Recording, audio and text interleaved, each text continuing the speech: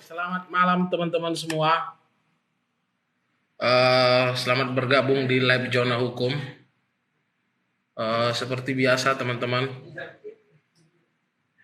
kita akan diskusi dan ada beberapa hal yang akan kita bahas di sini. Tapi saya undang dulu nih bentar ya, guys. Sebentar saya share dulu live-nya. Teman-teman boleh bantu tap-tap layarnya. Oke, sembari menunggu Bang Antoni dan Bang Frans bisa bergabung di live kita. Bagaimana kabar Anda teman-teman? Jadi live ini kita akan upayakan dilaksanakan setiap hari untuk bagaimana kita bisa membahas isu-isu hukum terkini. Ada beberapa isu yang kita pilih nanti teman-teman. Yang pertama tentang Brigadir J ini. Halo semuanya, selamat bergabung di live Zona Hukum. Nanti ada beberapa yang kita bahas tentang dugaan Ferdi Sambo diduga gangguan jiwa. Seperti apa konsekuensi hukumnya jikalau memang nanti Ferdi Sambo diduga gangguan jiwa dan apakah akan bisa terbebas dari berbagai jerat hukum.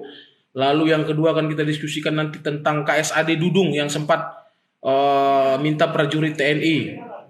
Jadi semacam ada perintah terhadap statement yang sebenarnya penyelesaiannya sudah ada, tapi untuk kita diskusikan. Lalu yang keempat tentang hacker Biorka, dia diduga diamankan, begitu kan? Tentu ini nanti akan kita bahas. Halo Bang Antoni, Bang Frans sudah bergabungkah? Silakan Bang, saya undang naik dulu.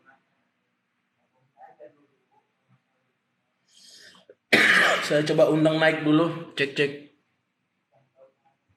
Oke, Bang Frans sepertinya belum bergabung teman-teman. Silakan di tap-tap dulu layarnya sebelum kita mulai nanti diskusinya. Oh ya teman-teman juga dapat bergabung ke grup WhatsApp. Halo Bang Antoni. Halo malam semua. Tapi Malam, saya Bang sambil Antoni. merengut ya. Aduh, mohon maaf ini terlambat berapa jam gitu ini, 2 jam mengulur waktu ya. Nah, Ada apa sih? jadi Dihack juga sinyalnya. iya tadi HP-nya sempat nge-lag sinyal down. Wah, beragam lah ini hambatan nih. Ya. Gimana Bang Antoni? Apa mau kita mulai dulu sembari menunggu Bang Frans seperti selamat malam Bang, malam. Nanti teman-teman juga dapat mengajukan berbagai pertanyaan ya, tentu berkaitan dengan isu yang akan kita bahas ini. Silakan disampaikan nanti pertanyaannya sembari dibantu tap-tap layarnya. Sembari menunggu Bang Frans, Bang Antoni, saya coba info dulu di grup kita ya. Ya. Sudah mulai Bang Frans.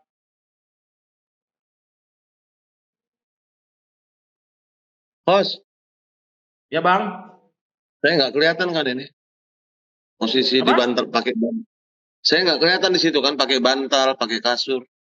Enggak Bang. Enggak. Aku kan dalam perawatan. Waduh, luar biasa. Di tengah dalam perawatan masih menyempatkan waktu untuk berbagi pengalaman dan perspektif. Bentar lagi aku join, kata Bang Pras. Oke, Assalamualaikum Abangku. Waalaikumsalam. Oke, Bang Antoni, mari Ya. kita mulai dari diskusi pertama yang sebenarnya ini sebenarnya secara penyelesaian sudah ada ya. Bagaimana pernyataan anggota Komisi 1 DPR RI, Effendi Simbolon yang dianggap menciderai rasa para menghina begitu kan atau menciderai perasaan para prajurit TNI di bawah begitu kan. Tapi yang belakangan jadi polemik kan ternyata ada perintah dari KSAD untuk bagaimana di kalangan perwira semacam memberikan gempuran atau statement lah begitu. Nah, Bang Antoni melihatnya seperti apa, Bang Antoni? Baik host, selamat malam semua teman-teman. Kok turun ya? Tadi udah Malam. 9. Ya. Sebelum ini saya sudah pernah bahas sebenarnya. Sebelum ada permintaan maaf Pak Effendi, sebelum ada video yang beredar bahwa Kasat memberi perintah dengan emosi, kemudian memerintahkan untuk stop gitu ya. Betul. Ketika itu saya bilang, saya kecewa pada simpulnya waktu itu saya bilang Dandim Cilegon. Saya duga Ya. ini by perintah. Saya juga ini perintah dan waktu itu karena kita belum bisa menjawab apakah ini diperintah atau tidak, tapi karena videonya beredar, mestinya Pangdam paling tidak sebagai pemangku teritorial bisa memerintahkan untuk menstop video itu atau ditarik gitu ya oleh yang upload. Nah, itu belum terjawab, ternyata beredar video jawaban terhadap misteri itu. Apa itu? bahwa ada perintah dari Kasat yang kurang lebih isinya prajurit sudah bicara, Bintara sudah bicara, kemana para perwira. Ada diksi-diksi Betul. yang saya pikir itu jauh lebih tidak pas dari protes mereka terhadap diksi yang digunakan oleh Pak Effendi. Apa itu? Ah, Bahwa nggak ngaruh gitu ya. Nggak ngaruh itu Effendi iya, Simbolon. Jangan takut iya, dipecat. iya. Saya pikir kalimat-kalimat Ah, yang begitu itu jadi kalimat personal, sikap personal, malah terlihat bahwa ah, Kasat itu marah gitu ya. Dia lupa hmm, bahwa posisinya adalah mengemban amanah tugas negara penting hmm, di wilayah pertahanan. Dan hmm, saya pikir apa yang disebut, apa yang disinyal, apa yang dipertanyakan oleh Pak Effendi malah ditunjukkan benar. hmm, Kenapa? Kenapa? Jadi, benar dong adanya. Karena begini, Kasat itu pembantunya Panglima TNI dalam wilayah hmm, Angkatan Darat, gitu kan? hmm, Pertanyaan hmm, itu waktu itu dilemparkan kan ke Menhan atau ke Panglima TNI soal hmm, disharmoni, soal hmm, ketidakpatuhan, bahwa kemudian ada hmm, kepleset, ada kalimat yang membuat tidak enak. Kalimatnya kan kurang lebih apa ya? eh Gerombolan, kayak gerombolan sih, bukan gerombolan. iya, Melebihi ormas dan itu dipotong, hmm, gitu ya.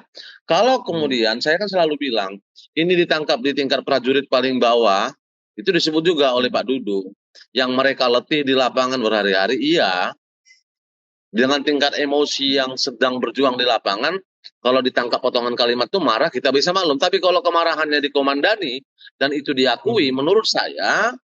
menurut saya sudah cukup dan sudah cukup alasan bagi Panglima TNI untuk mengusulkan kepada Presiden supaya Kasat diganti. Kalau saya langsung Oh, strict, begitu nggak ya? layak Kasat begitu.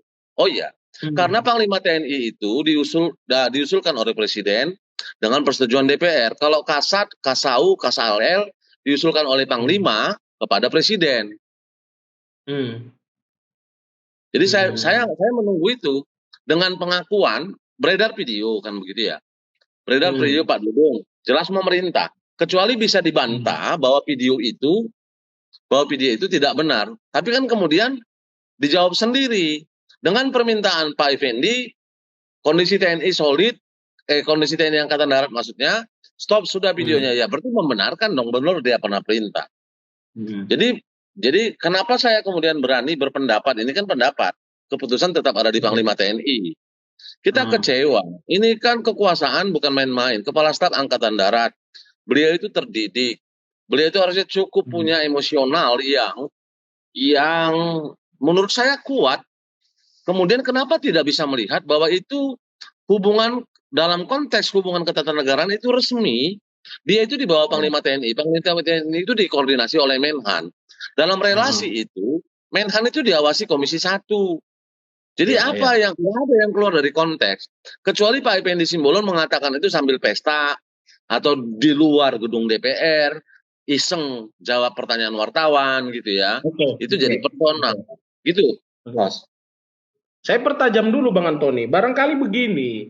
Jadi kemarahan yang hari ini terlihat dari para prajurit di bawah, bahkan semacam ada arahan dari Pak KSAD atau Kasat ini kan menunjukkan bagaimana mereka marah. Karena begini, kalau memang ada kritik-kritik yang perlu disampaikan oleh anggota dewan dalam hubungan pengawasan, hendaklah disampaikan dalam forum tertutup, begitu kan? Kenapa mesti disampaikan di forum publik yang memang memang itu rapat, tapi kan disaksikan oleh publik, begitu kan? Karena implikasinya nanti bisa meluas. Orang bisa melihat nanti orang luar bisa melihat bahwa berarti TNI kita hari ini tidak solid. Bukankah dampaknya bisa meluas nanti kalau ini disampaikan di ruang publik? Bagaimana Bang Antoni melihatnya? Saya pikir semangat kita hari ini Hmm. di era transparansi ya. Karena semuanya Hmm. lembaga negara dalam semangat itu. Hmm. Saya nggak hafal tatipnya DPR, tetapi pada waktu itu kan itu disampaikan rapat kerja, pembahasannya adalah RKAKL dan agenda-agenda isu-isu strategis lainnya. Kebetulan saya pernah Hmm. staf ahli di Hmm. DPR, jadi agenda DPR itu nggak pernah tunggal. Selalu isu Hmm. utamanya dan isu strategis lainnya. Karena RDP itu Hmm. kan biasanya sekali 2 bulan atau sekali 3 bulan atau dalam kondisi khusus. Hmm. Jadi saya bisa memahami kalau kemudian forum itu digunakan seluas-luasnya oleh seluruh anggota untuk bertanya, Hmm. gitu ya. Satu, Hmm. bahwa apakah dia rapat terbuka atau tertutup, saya mau mengatakan RKLKL itu rapat terbuka.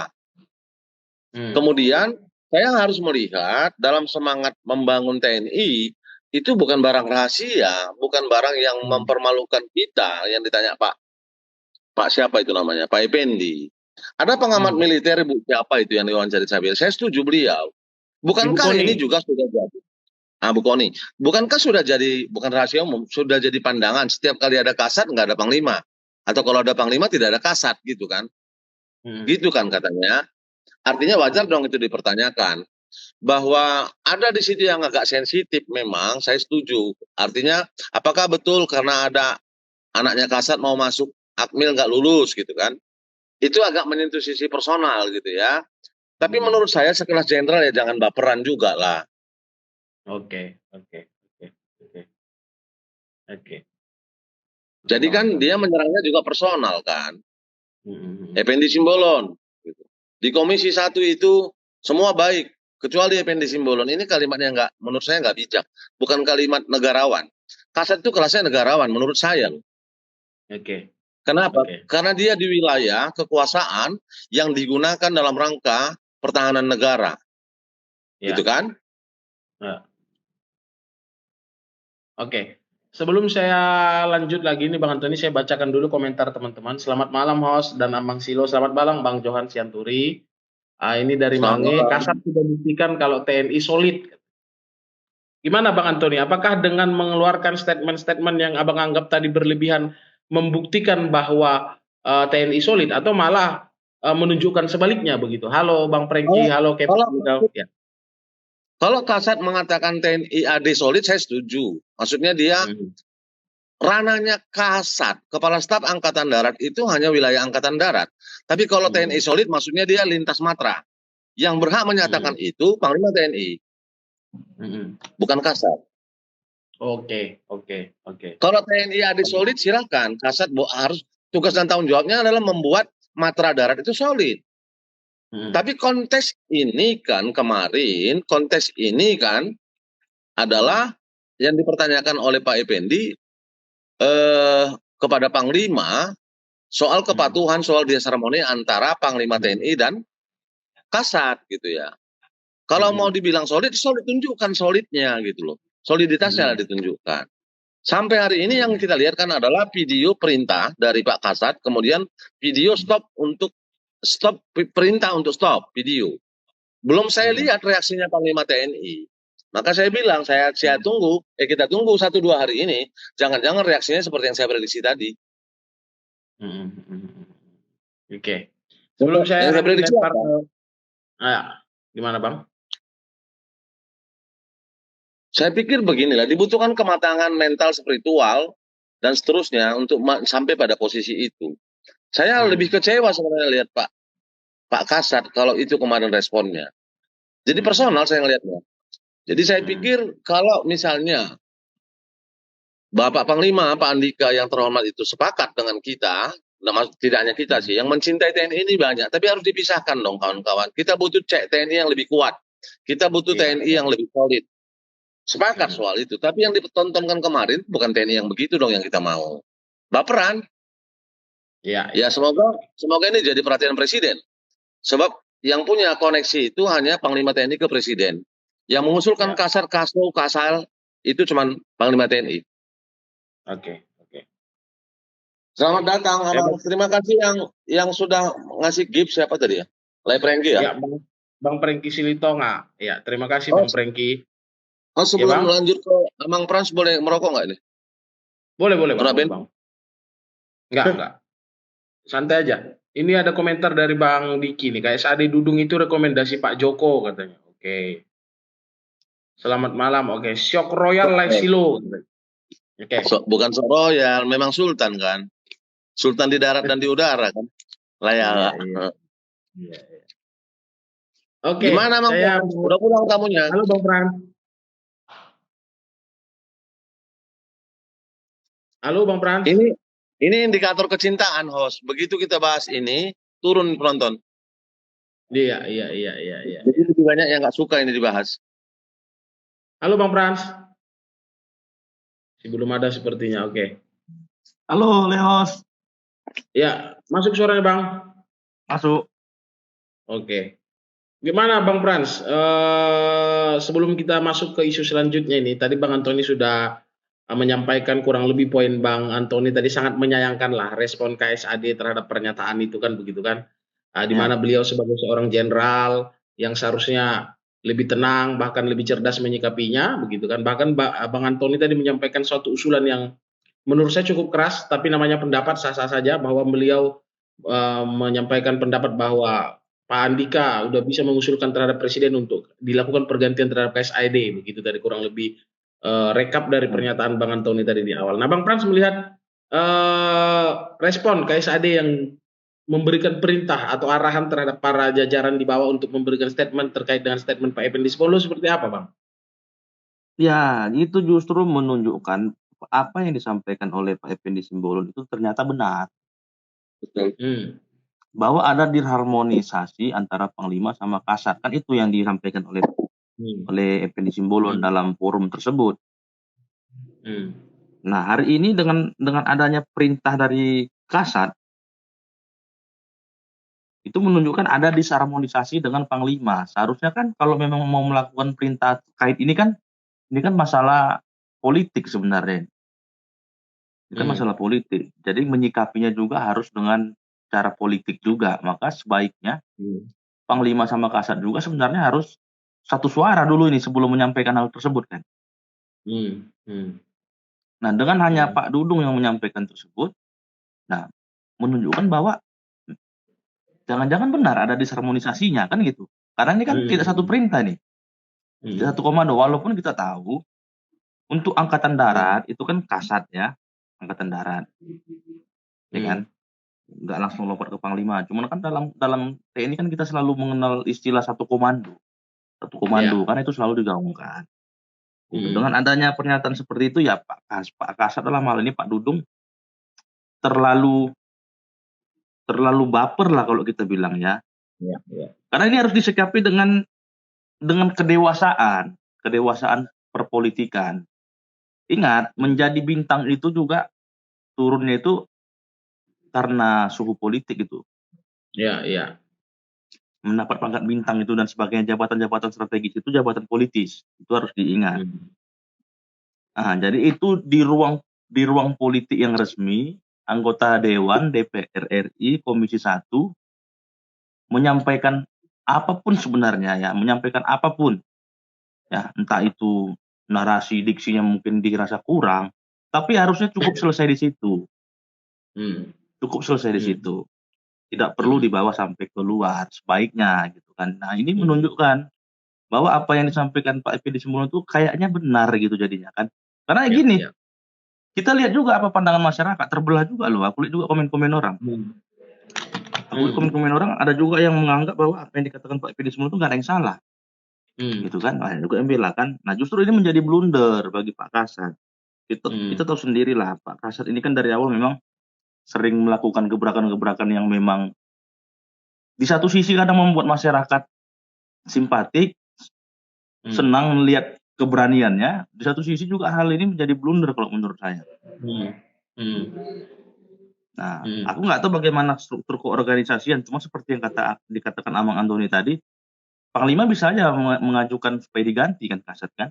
Hmm. Kalau itu Hmm. terjadi, kan makin menunjukkan disharmonisasi jadinya. Ya, Hmm. Sementara kalau itu tidak dilakukan, kan jadi serba salah. Hmm. Serba salah dong menurut jadi saya lebih, posisinya.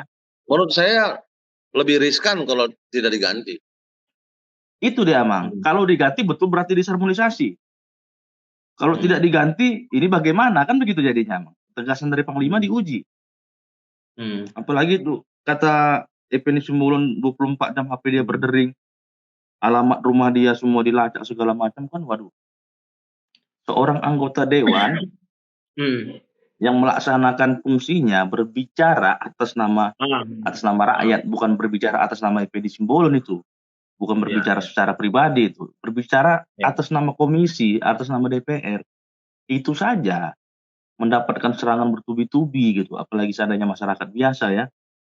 Ah. Gitu. Nah, ini Oke. perlu kedewasaan lah, perlu kedewasaan dalam menyikapi perpolitikan di Indonesia ini. Suhu Oke. politik, ingat ya, ini ruang jabatan-jabatan yang diemban Panglima, Kasat dan sebagainya itu jabatan politis. Betul. Jangan dikesampingkan itu. Itu kira-kira Hmm. menurutku, Leo. Jadi lebih kurang sama seperti apa pendapat Amang Antoni tadi. Ya, malah Abang tadi menitik beratkan pada tugas dan fungsi anggota DPR juga ya, Iya, mempertegas karena pada bagian itu ya. Ya, itu harus ya, kita pahami. Anggota DPR ya, punya hak imunitas, betul. gitu. Oke. Sebenarnya diskusi ini menarik sekali, tapi karena memang kita juga punya topik dua lagi, jadi saya senang mengutip pendapat Prof. Salim Said. Beliau merupakan guru besar ilmu politik militer di Universitas Pertahanan. Bagaimana beliau menyampaikan bahwa dalam konteks kasus ini kita bisa belajar bahwa memang militer yang selama ini memang berkuasa di masa Orde Baru dulu, nampaknya belum terbiasa dengan supremasi sipil yang hari ini memang semakin menguat, begitu kan, sehingga militer memang hari ini harus mulai terbiasa bagaimana supremasi sipil, dan masyarakat sipil juga menurut Prof. Salim Said ini harus lebih berhati-hati dan lebih saling menghargai dalam menyampaikan statementnya. Jangan sampai atas dasar supremasi sipil kita menciderai rasa atau menciderai semangat para warga militer yang memang hari ini menjadi benteng pertahanan negara. Saya rasa ini bisa menjadi catatan untuk masing-masing pihak, baik itu para anggota TNI atau keluarga besar, warga militer, dan begitupun kita masyarakat sipil untuk bisa saling menghormati dalam kehidupan kita berbangsa dan bernegara. Dan alhamdulillahnya sebenarnya dalam konteks kasus ini kan sudah ada penyelesaian. Walaupun memang belum selesai seutuhnya, tapi setidak-tidaknya dalam konteks kasus ini sudah selesai pada kalimat yang dipermasalahkan begitu. Oke. Saya mau nambahin, host. Ya Bang. Iya, saya mau menambahin itu tadi petikan soal Pak Salim Said, karena itu memang di Undang-Undang TNI. Jati diri TNI di Undang-Undang TNI itu Undang-Undang 34 2004. TNI itu tentara rakyat, tentara pejuang, tentara nasional, dan tentara profesional. Saya mau ke yang terakhir. Tentara profesional itu apa? Itu tadi, kata-kata supremasi sipil itu terdapat di situ. Jadi tentara yang profesional itu dia terlatih, terdidik. Kan kemudian tidak berbisnis, tidak berpolitik praktis, dan dia harus mengikuti kebijakan politik negara. Pada konteks itu DPR lembaga negara loh. Kemudian menganut prinsip demokrasi, artinya boleh berbeda pendapat, siap dikritik, siap diawasi, gitu kan? Itu tadi. Kemudian tunduk dan paham supremasi sipil dan HAM. Di titik itu loh yang kita bilang, loh ini kok kelasnya kayak bukan kelas kasat kalau kayak begini. Jangan ngaku dong dia yang merintah gitu kan, malah dia perintah itu kan. Jadi maaf ya, saya bilang tuh kayak petantang petenteng, petakilan pecicilan gitu loh. Ya nggak begitu dong. Kelasnya malah kelas kayak yang ditunjukkan jadinya. Saya ngambil risiko ini, mengambil statement ini. Tapi yang untung yang nonton cuma 33 orang. Tapi yang mau nonton 33 juta pun saya tetap berpendapat gitu. Bagian dari rasa cinta saya kepada negara ini, karena kewajiban bela negara itu kewajiban kita, tetapi TNI lah yang diberi oleh konstitusi untuk melakukan itu terlebih dahulu. Saya kecewa punya kasat seperti itu. Begitu, Bos. Oke. Jadi saya nggak mau masuk ke wilayah politik praktisnya. Itu orangnya Jokowi, itu orangnya siapa, bukan soal itu. Itu orangnya host zona hukum, saya nggak peduli itu. Iya. Karena bukan itu soalnya. Kelasnya harusnya nggak di situ loh. Gitu, Bos. Oke, Bang Frans dan Bang Antoni, kita akan coba masuk ke isu kedua, teman-teman. Nanti juga teman-teman mungkin yang tidak mengikuti diskusi ini sejak awal, nanti teman-teman dapat menonton tayangan ulangnya, akan saya upload di YouTube Zona Hukum nanti ya. Kita akan masuk ke topik yang kedua ini. Ini satu artikel atau berita yang kita akan bahas dari Tempo dengan judul Pembunuhan Brigadir J. Komnas HAM duga Ferdi Sambo punya masalah kejiwaan. Saya akan bacakan sedikit kutipannya. Ketua Komisi Hak Asasi Manusia Ahmad Taufan Damanik mengungkapkan bahwa pihaknya menduga bahwa Ferdi Sambo mempunyai masalah kejiwaan hingga melakukan pembunuhan kepada Brigadir J. Masalah kejiwaan yang dimaksud adalah adanya sifat superpower yang dimiliki Ferdi Sambo karena mempunyai jabatan sebagai Kadif Propam Polri dan juga Ketua Satgasus Merah Putih. Nah, bagaimana Bang Frans dan Bang Antoni melihat berita yang hari ini beredar, bahkan banyak masyarakat yang khawatir, wah berarti kalau dia punya gangguan kejiwaan, dia tidak akan dapat dimintai pertanggungjawaban secara hukum dong, begitu. Gimana Bang Frans? Dari Bang Frans dulu, silakan Bang Frans.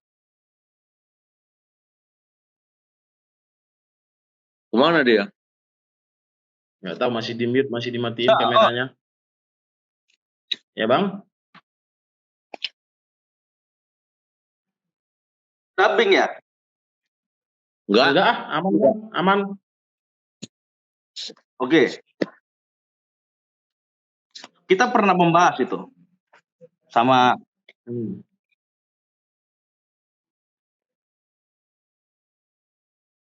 Hilang suaranya. Halo Bang. Nggak kedengaran emang. Halo. Iya Ya. ada Bang, lanjut Bang. Ya. Dengar kan? Jadi dulu itu kita sempat Dengar. membahas itu terkait potensi-potensi itu. Hmm. Terkait gangguan jiwa, gila segala macam sebagaimana pasal 444. Hmm.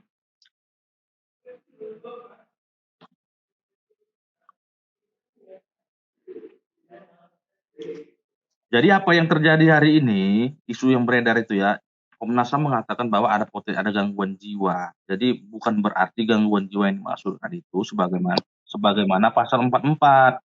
Karena di pasal 44 dikatakan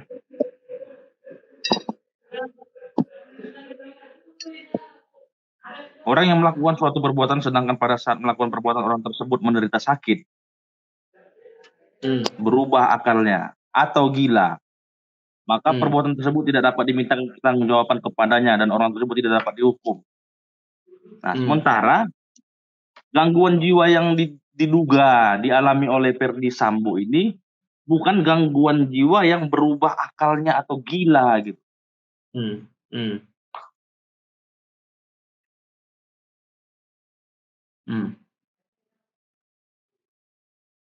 Nah, itu udah pernah kita sampaikan juga di sini. Jadi, dalam hal ini, katakanlah seandainya ini kan dugaan yang disampaikan Komnas HAM terkait psikopat. Psikopat itu ya. Jadi psikopat itu bukan termasuk pasal 44, bukan termasuk orang yang hilang akal, bukan termasuk orang gila maka dia tidak dapat dihukum. Itu bisa dilihat pertimbangan hukumnya, pernah lu bacakan di sini. Pertimbangan hukum di kasus Rian Jombang.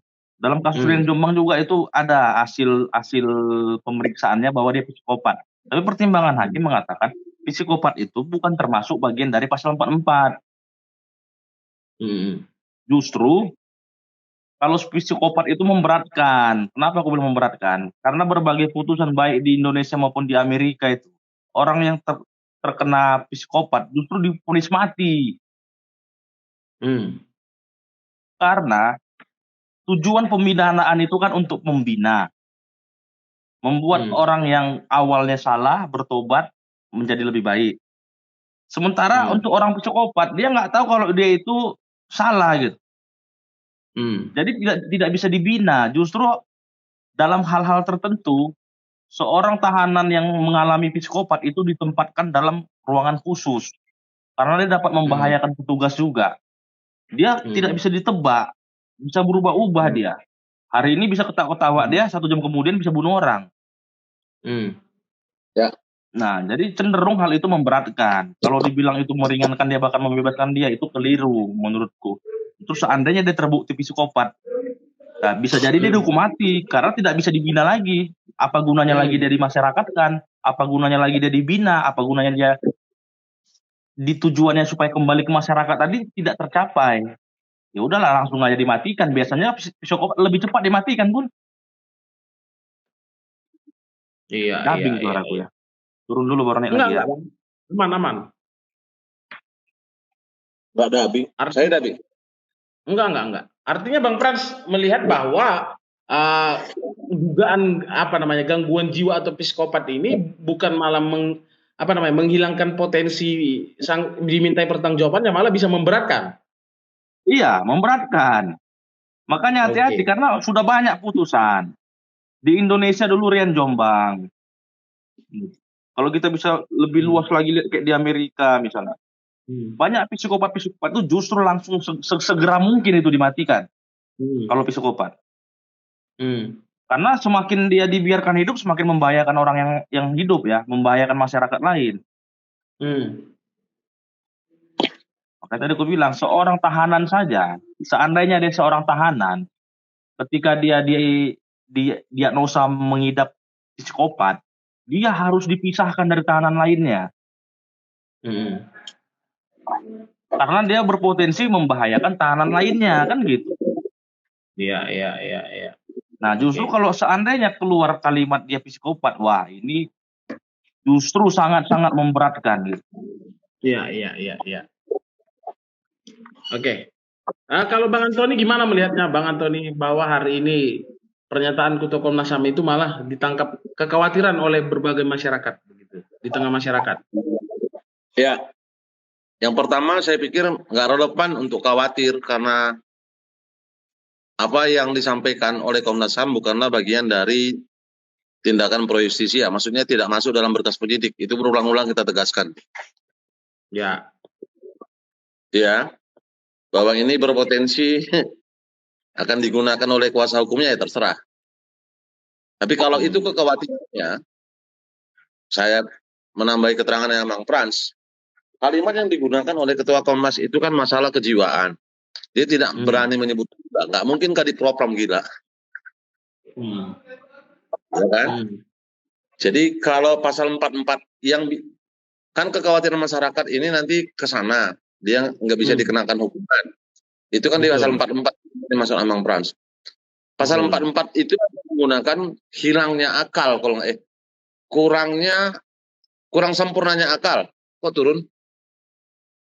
Apa mungkin sinyal mungkin Bang. Terus Kurang sempurnanya akal dia baik karena sakit bawaan itu kan ada lahir, atau karena berubahnya akal itu ya gila, gangguan kejiwaan. Kalau bahasa Belandanya itu sendelik. Ya. Nah, maksudnya itu kan terjemahan dari, kalau kita itu terjemahan dari bahasa Belanda yang disebut hilangnya daya pikir dalam konteks kejiwaan.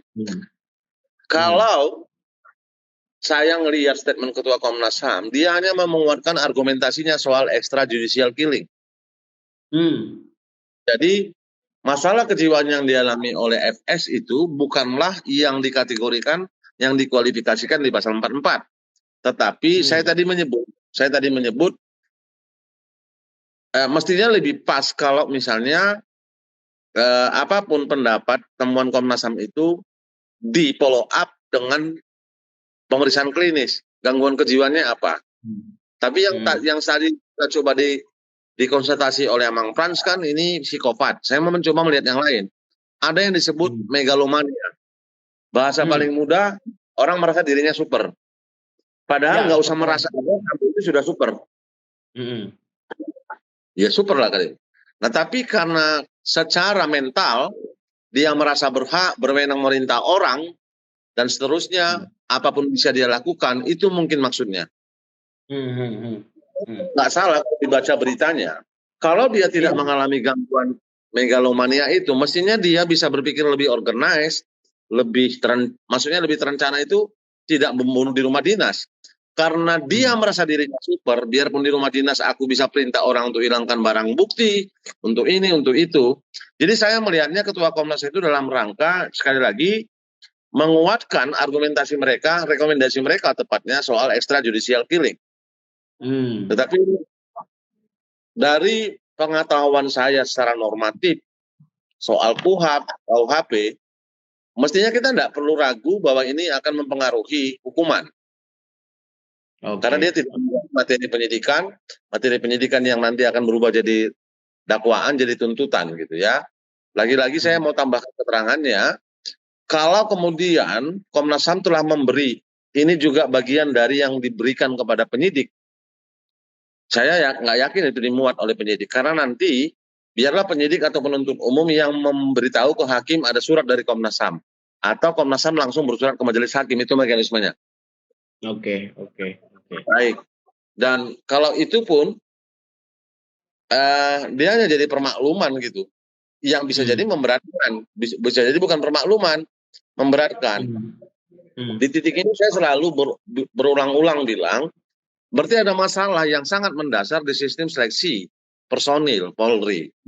Ini kan mestinya bisa dideteksi waktu penerimaan di Akpol. Betul. Ya, screeningnya harus lebih ketat. Karena kalau yang gini-gini itu nggak terjadi dadakan.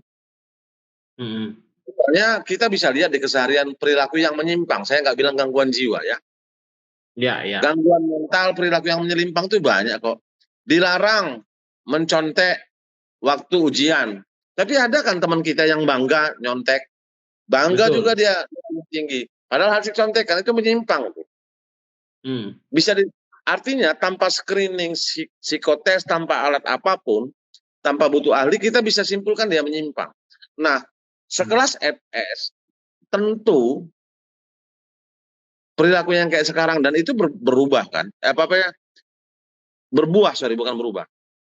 Saya melihat ini gejala sejak kecil yang nggak bisa di screening atau diabaikan waktu penerimaan. Saya melihatnya sesederhana itu ini persoalan. Jadi mestinya kita lebih ketat ke depan dalam seleksi personil.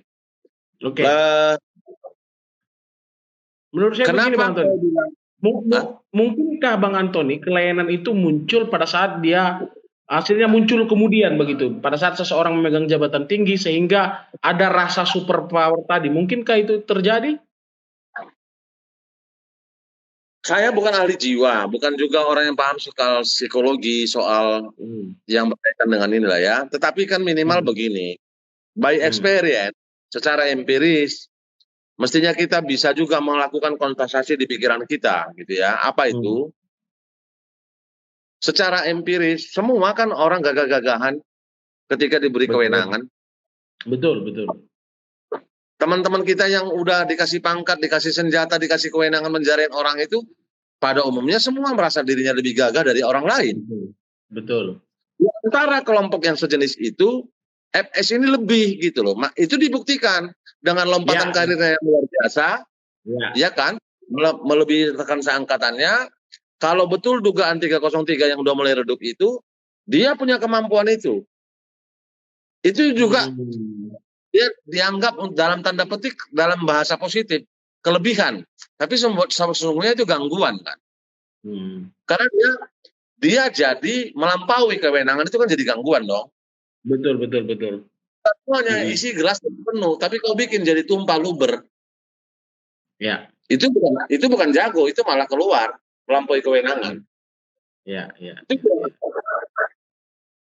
Artinya secara Bang Antoni, secara psikologi juga kita belum bisa simpulkan ya, apakah itu memang gangguan yang artinya lahir by proses atau mungkin bisa jadi muncul seketika. Artinya kan itu perlu pendalaman ya. Tetapi poinnya adalah apakah dia bawaan lahir atau seketika, dia bukan alasan yang bisa diterapkan di pasal 44 untuk meniadakan hukuman bagi FS. Oke. Artinya mengklirkan bahwa secara hukum gangguan-gangguan itu atau kelainan-kelainan itu bukanlah alasan peniadaan pidana tadi yang diatur dalam pasal 44 ya. Kecuali berani kita katakan dia gila. Tidak sempurna akalnya, maka bisa. Ya, karena yang dimaksud dalam pasal 44 itu adalah kemampuan seseorang untuk menentukan perbuatannya, begitu ya? Betul. Ya, di luar kesadarannya. Di luar kesadarannya, ya. Artinya dugaan gimana Bang? Biar gampang dipahami teman-teman yang awam hukum. Ya. Kalau itu dengan baik menjelaskan, orang tidak punya kesadaran, tidak punya ingatan, tidak punya jiwa yang normal ketika mabuk. Tapi tidak masuk ke kategori itu. Artinya orang yang mabuk sekalipun harus bertanggung jawab karena bukan kategori. Kan orang mabuk kehilangan kesadaran tuh, nggak punya daya pikir, emosinya bukan fluktuatif, naik gitu ya. Lebih gampang tersulut. Dia tetap bisa bertanggung jawab. Kecuali bisa dibuktikan dalam keadaan mabuk itu memang dia sungguh-sungguh hilang, putus sarafnya, hilang kesadarannya. Itu bisa. Ya, ya, ya, ya. Oke. Karena Bang Frans tadi angkat telepon, mungkin saya rasa untuk pasal 44 atas adanya dugaan gangguan jiwa yang sebenarnya tidak masuk kategori pasal 44 KUHP, maka kita akan masuk ke isu ketiga ini tentang hacker-hackeran begitu kan, atau pembobol-bobolan data. Kan. Namun belakangan nampaknya pemerintah setelah melakukan respon-respon yang dianggap kontraproduktif begitu kan, belakangan mereka sudah membentuk tim sus yang dibentuk oleh Menko Polhukam. Lalu Ya.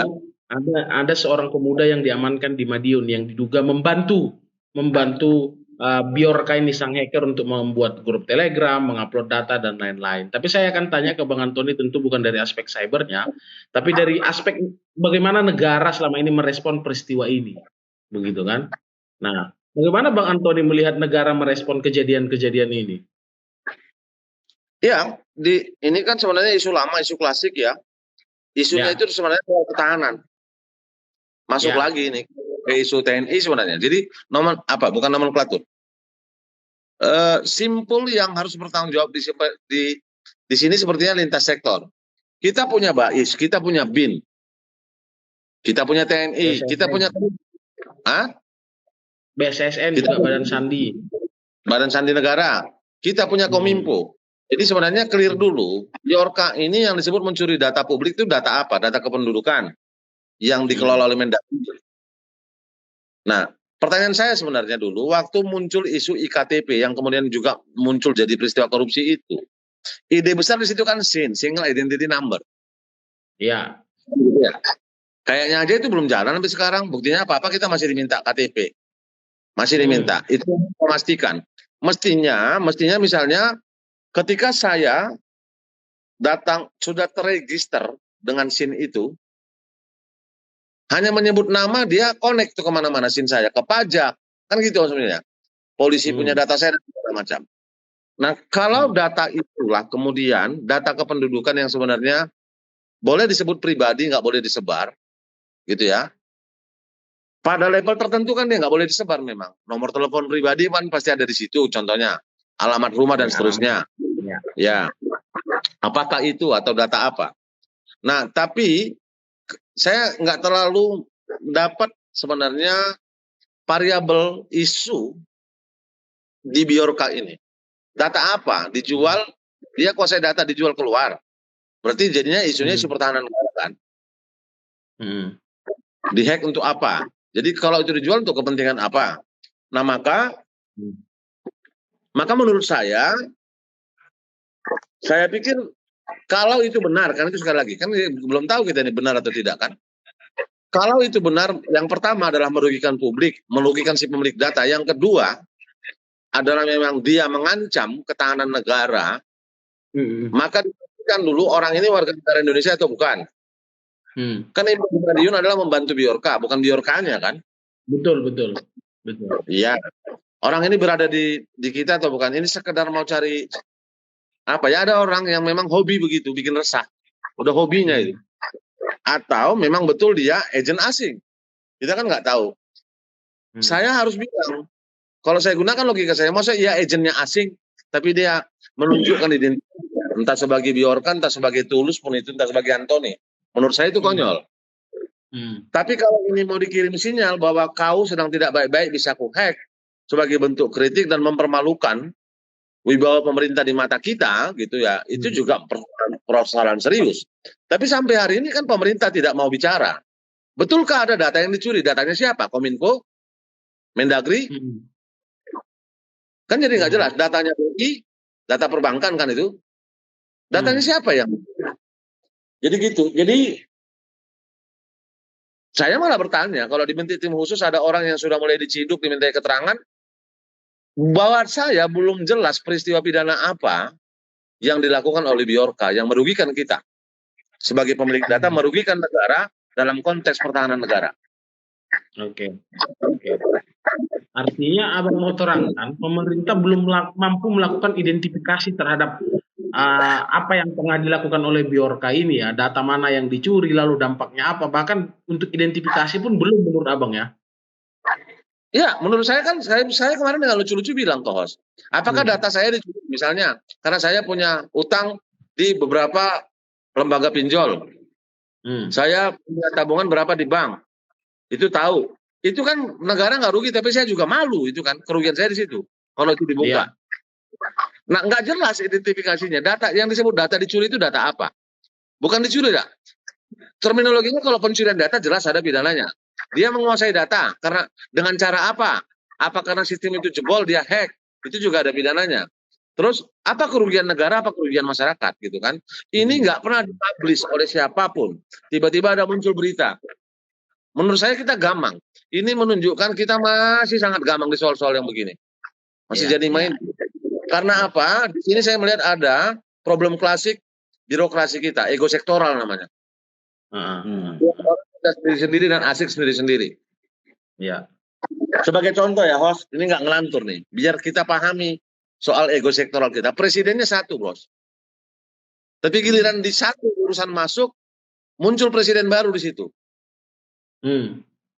Urusan ketenaga kerjaan, presidennya itu menangkar. Di Kementerian Tenaga Kerja nanti, urusan BLK, satu presiden di situ, Dirjen Bina Latas. Di Dirjen Bina Latas nanti ada 5 itu.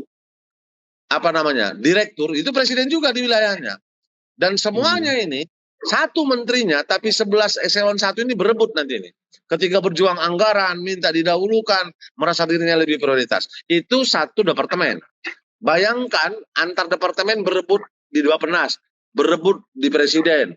Gitu-gitu di kabinet. Nah, jadi ada ego sektoral ini ya, yang membuat masalah ini tidak clear. Iya, menurut saya di soal ini nomenklaturnya harus diperjelas dan bukan saya nggak merekomendasikan dibentuknya satu lembaga baru. Tunjuk satu badan yang bertugas mengamankan seluruh data warga negara, data apapun, data-data rahasia negara. Iya betul. Karena hari ini masih berkaitan dengan BSSN, terus juga Kominfo, terus juga berkaitan dengan kementerian lain, bahkan berkaitan dengan BIN dan juga Polri belakangan yang telah dibentuk oleh Menko Polhukam. Jadi itu tadi ya, ada ego dari lintas sektoral ini dalam kasus ini yang membuat akhirnya saling lempar ini ya. Ya, artinya ini belum menjadi problem serius, itu sih poinnya.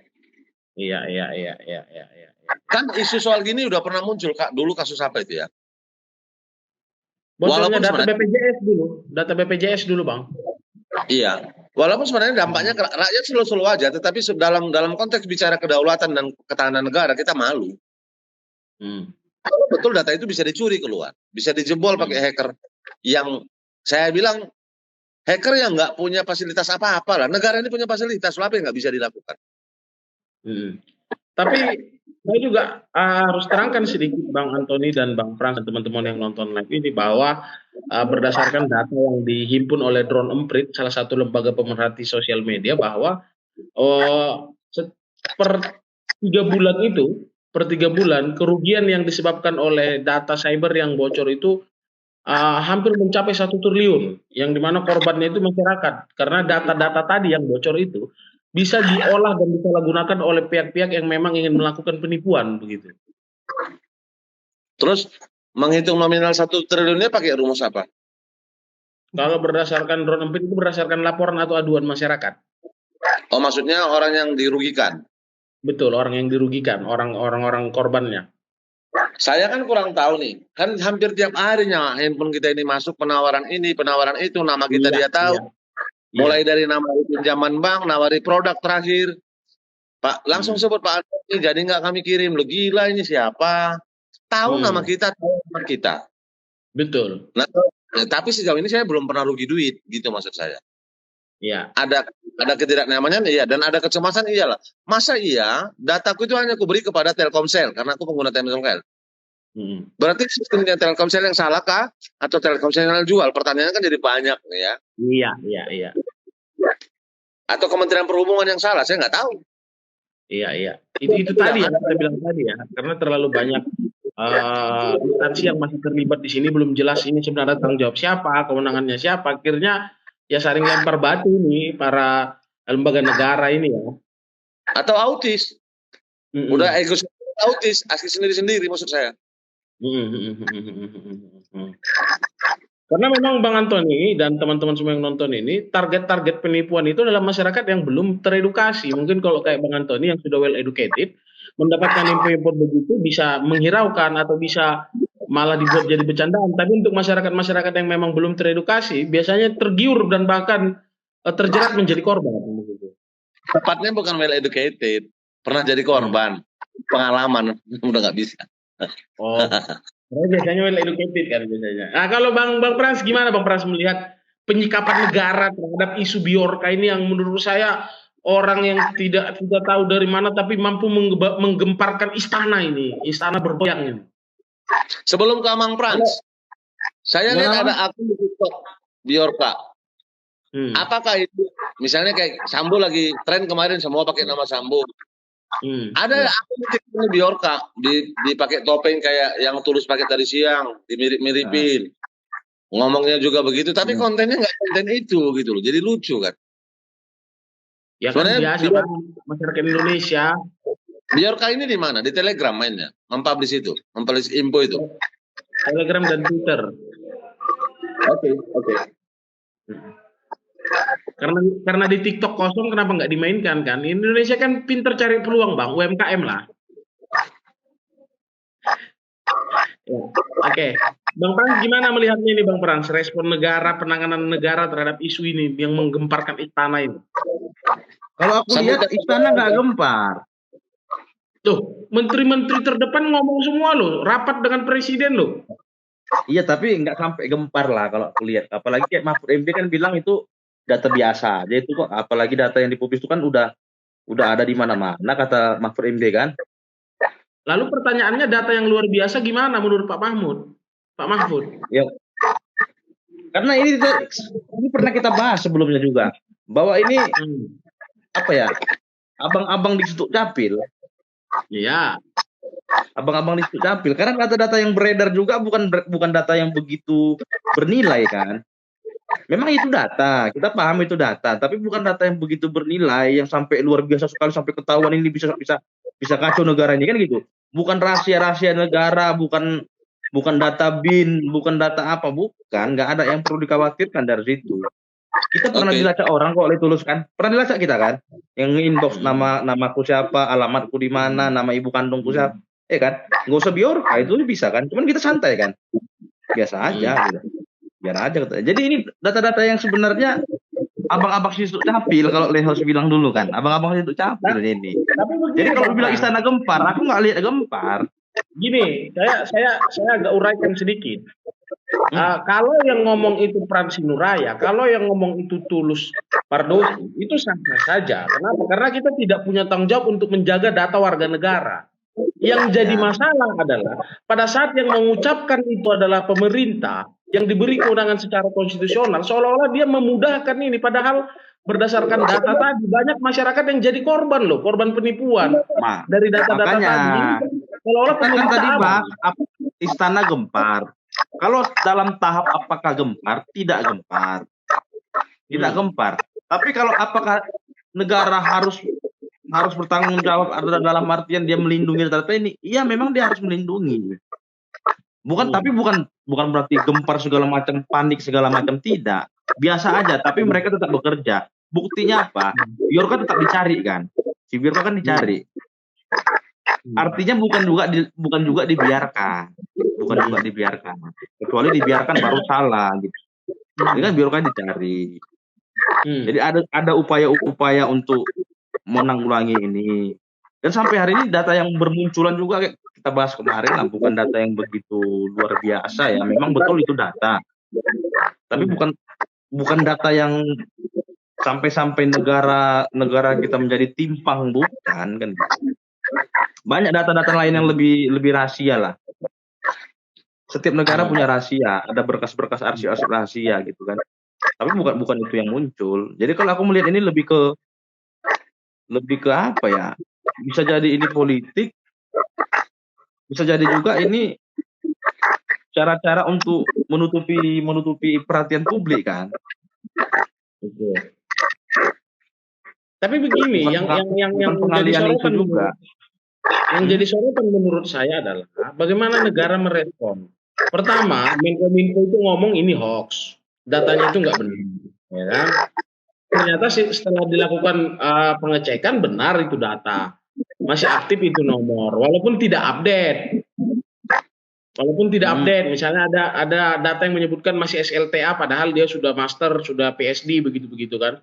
Tapi begini, kita masyarakat menangkap hari ini, pemerintah ini terkesan menggampangkan begitu loh, dengan memberikan respon-respon ringan, memberikan respon-respon yang, jadi saya jadi teringat lagi nih dengan waktu COVID dulu awal-awal, ada menteri yang bilang kita makan nasi kucing aja sembuh dari COVID, kita karena banyak Ya, doa nggak bakal kena COVID. Ini kan menunjukkan bagaimana pemerintah hari ini seakan-akan tidak bertanggung jawab penuh terhadap bagaimana perlindungan terhadap warga negaranya begitu. bukan gitu loh itu loh. Negara harus tenang dalam hal apapun. Seandainya apapun terjadi terhadap negara nih, negara dia harus tenang. Sama kayak pramugari di pesawat, walaupun pesawat tadi udah mau jatuh, dia tetap harus tenang. Itu kewajiban itu. Kalau dia Tenang panik, bukan, rakyat lebih panik lagi. tenang bukan berarti salah kan? Itu kan menunjukkan mereka tenang. Tenang dalam artian supaya masyarakat juga jangan terlalu panik, karena bagus juga. Tapi sambil mereka bekerja, itu komunikasi namanya. Oh, berarti dengan bilang itu hoax maka masyarakat akan tenang. Mungkin itu cara-caranya, itulah cara-caranya. Kalau kita kaitkan ke masyarakat, apakah tenang apa tidak? Jawabannya bisa ya, bisa tidak. Kita Iya. bicara dengan bicara KSP. Iya, makanya saya makin mempertajam ini. Barangkali nanti Paldo Mandi ini bisa digantikan kan? Iya, ya gitu. Negara harus tenang dalam hal apapun. Kalau mereka panik, apalagi rakyat, makin panik dong. Yang host sampaikan itu benar, tapi yang Amang Frans itu bilang, jadi kita nggak ketemu nih, benar. Iya. Benar juga. Negara harus tenang, jadi kita nggak mau mendebat soal itu. Yang mereka tunjukkan adalah ketenangan supaya menenteramkan kita. Kalau itu jawaban Amang, berarti betul ada keresahan. Kan dia mau menerangkan, iya dong.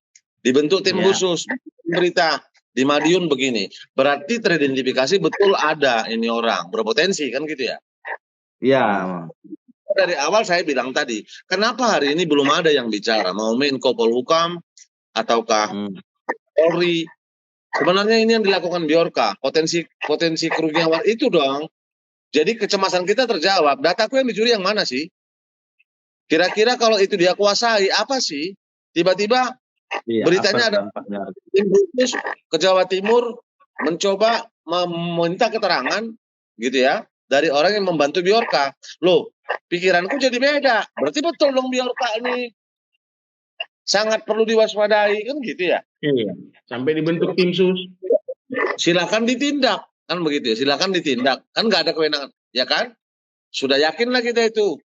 Nah, tapi atas nama sekali lagi transparansi dan keterbukaan informasi publik, kasih tahu dong ke kita.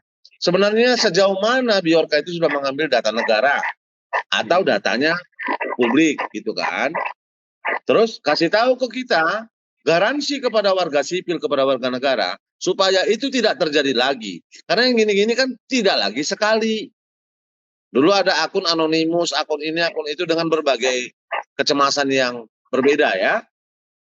Supaya begini nggak keluar lagi lah, Mang. Itu sih tadi poin saya. Maka tadi poin saya sebenarnya sebelum ada kejadian, kita ini ego sektoral semua. Ngurus diri sendiri-sendiri. Begitu ada kejadian baru tersadar. Bentuk tim khusus. Yang disebut tim khusus karena dia lintas kan. Ada unsur ini, ada unsur ini, ada unsur ini. Kok nggak ditunjuk aja satu? Kalau ngomong soal data, udah satu aja. Misalnya kau mau kasih kemana? Lembaga Sandi Negara, silakan. Kalau dia berubah jadi pidana, minta bantuan Polri, titik. Otoritasnya jelas. Jadi, saya membayangkan semua data yang dikelola Kominfo, semua data yang dikelola Kemendagri, semua data yang dikelola BI. BI itu malah punya proteksi sendiri kan? Pakai undang-undang, pakai prinsip kerahasiaan bank kan, Bang? Gitu-gitu. Nah, jadi repot deh. Sebenarnya jenis, varian, segmen data apa sebenarnya yang dihack oleh Bjorka? Itu maksud saya. Dijelaskan ke makanya publik. saya bilang tadi begini Bang Antoni. Kalau kita kan identifikasi awal kita data yang diurutkan ini data kependudukan, dengan nomor telepon, alamat dan lain-lain. Tapi di kok feedback ya? Enggak. Feedback. Siapa ini yang feedback? Enggak ada feedback. Sebentar. Feedback. Cek. Aman suara saya, Bang? Aman. Oh, Bang Antoni berarti. Coba nyalain mikrofonnya Bang Antoni. Cek. Aman. Aman ya? Aman ya? Aman. Nah. Oke. Iya. Maksud saya begini loh, Bang Frans, Bang Antoni. Kenapa sih kita jadi suatu bangsa ini terlalu apa ya? Terlalu memang betul pemerintah itu perlu bersikap tenang, tapi kan ini fakta sudah terjadi kebocoran data. Maksud saya, kenapa pemerintah tidak bisa bersikap jujur saja? Oke, data kita telah bocor, maka bagaimana cara masyarakat terhindar dari penipuan itu? Itu yang saya harapkan. Bagaimana kita menjadi bangsa yang jujur? Oke, data kita sekarang diduga bocor. Jadi untuk seluruh warga negara, untuk seluruh rakyat Indonesia, jika ada yang menelpon, menyebutkan namamu, menyebutkan nama ibu kandungmu, tolong jangan langsung dipercaya. Dengan begitu kan jauh lebih tenang begitu loh. Daripada mereka mengungkapkan kata-kata ini hoax, giliran dicek ternyata benar. Datanya nggak valid, giliran dicek ternyata benar. Akhirnya kan kita jadi lebih percaya sama hacker tuh dibanding pemerintah. Kan pemerintah malah membuat ketidakpercayaan terhadap mereka sendiri gitu. Maksud saya ya udah data kita bocor, terus gimana cara menghadapinya agar mereka tidak jadi korban gitu loh. Kalau saya sih itu yang tidak dilakukan. Ya Bang? Ya mungkin karena mendekati tahun politik nggak berani jujur mereka. Nah inilah. Inilah. Inilah. Masuk lagi ke tahun politik. Kan bos mintanya kenapa nggak jujur? Aku udah sama kan, dengan cara yang berbeda aja disampaikan.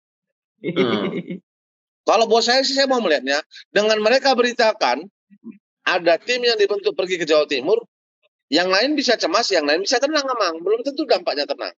Iya. Bercabang itu. Iya. Jadi kita tunggulah, semoga tim Jawa Timur itu setelah pulang dari sana bicara.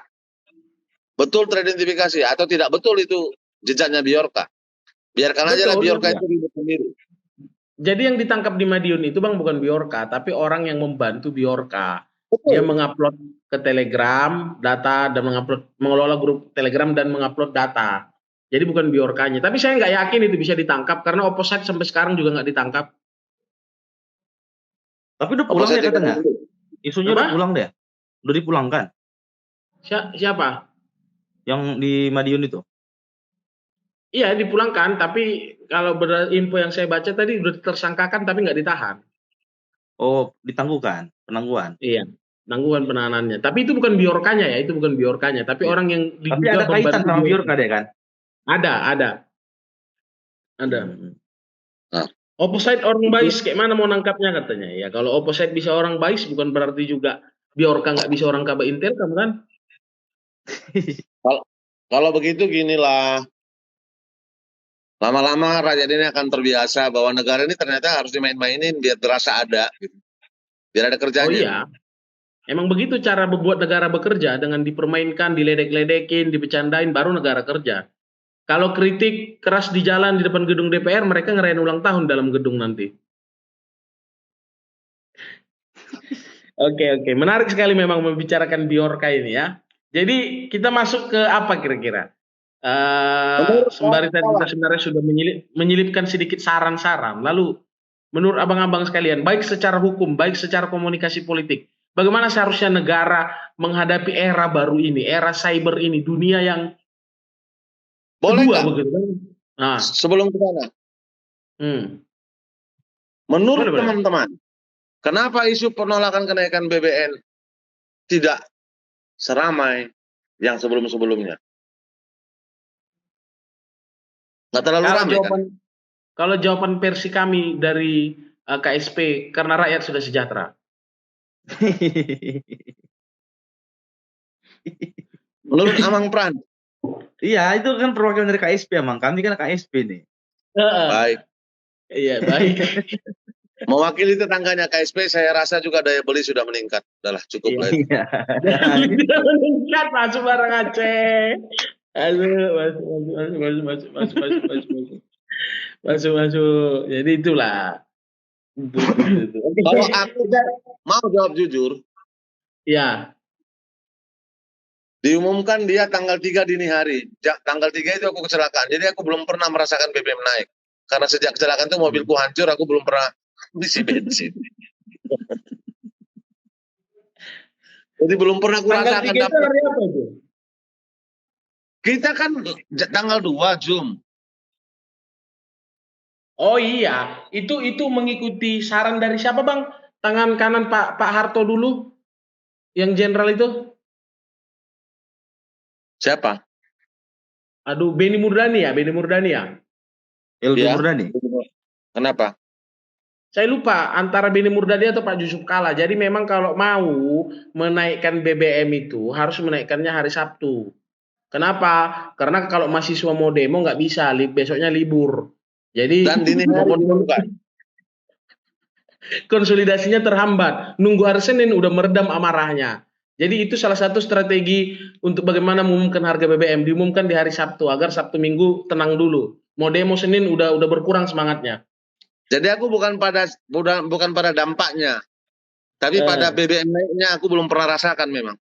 Karena memang sejak kecelakaan, begitu diumumkan aku kecelakaan nggak lama setelah diumumkan dan aku nggak pernah ngisi bensin. Iya. Karena kalau saja ini diumumkan di tanggal 5, wah ini demo besar-besaran. Di hari Senin diumumkan demo besar-besaran ini. Jadi ini juga strategi di salah satu ini. Pak Yusuf Kalla deh kalau nggak salah dia ngomong gitu pernah di salah satu diskusi. Oke, meninggalkan sejenak tentang BBM, kita masuk lagi ke isu ketiga yang sebenarnya sempat kita bahas tadi. Bagaimana seharusnya negara menghadapi era baru ini, era cyber, era digital ini? Bagaimana kita punya dunia baru? Seperti kita hari ini bisa berdiskusi dari berbagai daerah, ada dari Jakarta, Medan, Serang, yang dimana juga kita belum tentu tahu bagaimana keamanan diskusi kita dan lain-lain, begitu kan bisa jadi dipantau, direkam dan lain-lain.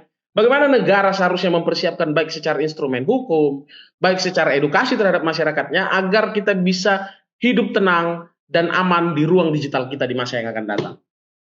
Silakan Bang Frans dan Bang Antoni. Siapa dulu nih? Bang Frans dulu deh. Yang milenial dulu lah. Iya. Kolonial belakangan. Gimana Bang Frans? Sorry host. Apa tadi? Aku sorry. Aku sambil WA juga soalnya ada rencana nanti pagi aku berangkat ke Bali. Ada panggilan darurat ya? Iya, ke Polresta Bali emang. Makanya aku sambil apa juga. Enak kali emang kalau Jakarta nanti substitusi aja lah. Iya. Oke, tadi aku kurang nyimak jadinya. Apa tadi Lehos? Instrumen hukumnya. Ya gimana? Kalau itu kan jadi tuntutan ya, jadi tuntutan. Betul. Kita masuk ke era apa? 4.0 ya namanya. Ya. Era digital. Nah, yang semuanya harus beradaptasi itu betul. Jangankan negara. Kita aja profesi ini harus beradaptasi gitu ya. betul. Dan saya orang yang belum masuk, tidak mudah saya beradaptasi dengan itu. Misalnya layanan konsultasi online. Tadi emang Frans bilang itu WA. Saya aja belum masuk ke situ gitu. Kemudian saya pikir kalau menjawab bagaimana sistem diubah nggak bisa cepat. Gitu ya, tapi dari saya kita harus beradaptasi. Itu aja dengan cepat. Misalnya kalau di Polri ada divisi cyber gitu ya. Itu contohnya kan. Tadi kalau layanan-layanan online yang satu pintu udah mulai. Cuman concern kita adalah sebenarnya kalau saya langsung karena memang aku dulu aktivis, hadirnya era digital menghadirkan pengangguran baru. Dan hadirnya robot akan memangkas tenaga kerja. Itu juga jadi problem baru kan. Iya. Yang harus diantisipasi. Dan saya pikir kalau saya gunakan satu kata, semuanya jadi lebih simpel, lebih praktis, itu yang mau difasilitasi oleh Undang-Undang Cipta Kerja kan. Tapi gagal gitu ya. Karena memang kalau ngomong sistem, nggak segampang itu. Dia nggak bisa disederhanakan dengan dengan menyederhanakan undang-undang kan. Nggak begitu juga. Saya nggak paham secara teknis bagaimana itu harus dilakukan, tetapi saya pikir masyarakat kita aja pun sudah mulai terbiasa dengan kultur itu. Hmm. Sekarang tinggal orang yang gini deh, segmen umur berapa dan kelompok ekonomi yang seperti apa yang sekarang tidak beradaptasi pada teknologi handphone untuk memesan online. Kayaknya hampir semua kelas, hampir semua kelompok, hampir semua umur, hampir semua golongan. Aku lihat opung-opung aja di kampung-kampung di pedalaman sana pun sudah bisa main TikTok. Bayangkan. Ya. Gitulah. Artinya itu indikasi berarti dia sudah melek digital. Gitu kan? Nah, tinggal kalau dari kita sih, aku kan pertanyaannya Tulus itu kan terlalu makro, terlalu besar. Terlalu besar. Kalau aku ngambil porsi dan tanggung jawab, melakukan edukasi kepada publik untuk berhati-hati di era digital ini supaya kau nggak kejebak pidana. Itu minimal porsi yang kuambil. Oke. Ya, dengan menyampaikan bahwa sekalipun pakai akun palsu bisa dideteksi dan lain-lain, mungkin sederhana itu ya. Iya, artinya karena ada yang nggak sadar itu kan. Iya, banyak yang berpikir nggak tahu nama aku kata. Dan negara di situ juga gampang, tahu gampang. Karena ada undang-undang ITE, gampang-gampang aja polisi ini terima laporan. Padahal ini kan situasi transisi. Gitu ya, kacamatanya nggak boleh hukum ansih dong. Bisa nggak Tulus bayangkan nih, kita akrab nih di kampung. Ketika kita ketemu, saya minta maaf, yang orang Batak paham ini. Ketika kita ketemu, bodat kau Ulus gitu, nggak ada masalah itu kan, langsung. Iya. Begitu diketik jadi masalah, bro. Betul. Dibilang bodat, pencemaran nama baik kan begitu. Ya. Ketika mau cari masalah gitu kan. Itu yang gue bilang, ya lama-lama beradaptasi. Aku aja beradaptasi lulus. Di zamanku mahasiswa nggak dapat aku pendidikan komputer. Persis aku korban awal itu. Artinya kakak kelasku masih boleh mesin tik, Amang. Pas aku lah itu awal-awal harus pakai komputer. Dan saya aja nggak tahu komputer. Masih zamannya MS-DOS dan segala macam. Masuklah ke dunia kerja. Mau nggak mau aku dipaksa masuk kan gitu ya. Orang yang segenerasi saya banyak yang nggak tahu komputer. Buka laptop juga nggak bisa. Tetapi kan ini tinggal kita aja mau nggak digilas zaman. Itu kata kedua yang mau saya gunakan. Negara ini juga kalau nggak mau digilas zaman, berkompetisi dari lalu lintas pergaulan internasional, ya kita akan digilas. Oke. Jadi begini, memang melek teknologi, melek digitalisasi itu kan tahap awal. Tapi punya kesadaran di ruang digital, punya kesadaran di ruang sosmed ini, itu kan tahap selanjutnya. Nah ini yang mau saya perdalam pada bagian ini nanti terhadap Bang Frans. Bagaimana negara seharusnya mempersiapkan ini semua? Karena winter is coming kalau kata Pak Jokowi kan, musim dingin akan tiba. Begitupun sosmed ini. Mau tidak mau negara harus siapkan berbagai instrumen hukum, menyiapkan berbagai literasi agar masyarakatnya siap hidup di dunia yang baru ini begitu. Bagaimana Bang Frans melihatnya? Kembali lagi ke kita, memang harus siap tidak siap, ini kan zaman kan terus berganti. Harus didasari dengan ya kembali ke SDM-nya lagi jadinya kan. Kita harus menyadari bahwa perubahan itu suatu kepastian. Jadi kita nggak gagap dengan perubahan-perubahan itu. Ya, kalau aku bilang gini, kadang-kadang sifat bebal kita itu harus kita kurangi. Karena kadang-kadang dengan sifat bebal itu kita akan menyikapi perubahan itu dengan suatu hal yang negatif pula kan. Komplain aja, merepet aja, protes aja. Padahal itu kan suatu kepastian harus dihadapi. Bagaimana dulu waktu Amang zaman mesin tik berubah ke komputer? Ya harus diikutin. Nggak mungkin komplain, nggak mungkin komputernya disalahin kan. Nggak mungkin demo tolak komputer kan gitu kan. Nah, jadi kembali ke kita, SDM-nya harus siap terhadap perubahan itu, apapun yang terjadi. Betul. Harus bisa kita fleksibel, dinamis. Oke. Tapi karena memang ini mewakili suara oposisi sejati, maka saya akan tekankan pada bagaimana negara seharusnya bersikap begitu loh.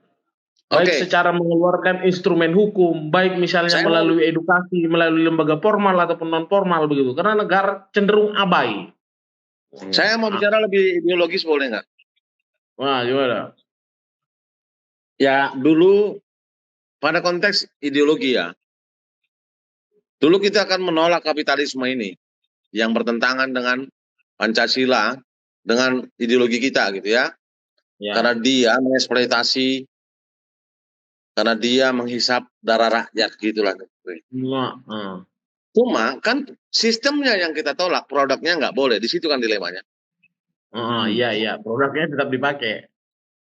Iya, ini sama dengan kegamangan orang anti Amerika, tapi nggak sadar pakai Levi's, pakai Nike. Itu Heeh. pada konteks produk itu. Nah, Heeh. ini semua produk kapitalis yang kita pakai ini. Nggak suka lu Heeh. sama Cina, handphone Cina sekarang yang dipakai di pasar. Heeh. Gitu. Jadi, saya mau bicara itu dulu. Pada konteks itu, siapa yang paling banyak menikmati keuntungan di keadaan sekarang? Karena lalu lintas tanpa batas, jadi kampung global yang gak ada sekatnya ini sekarang, yang Tulus bilang tadi,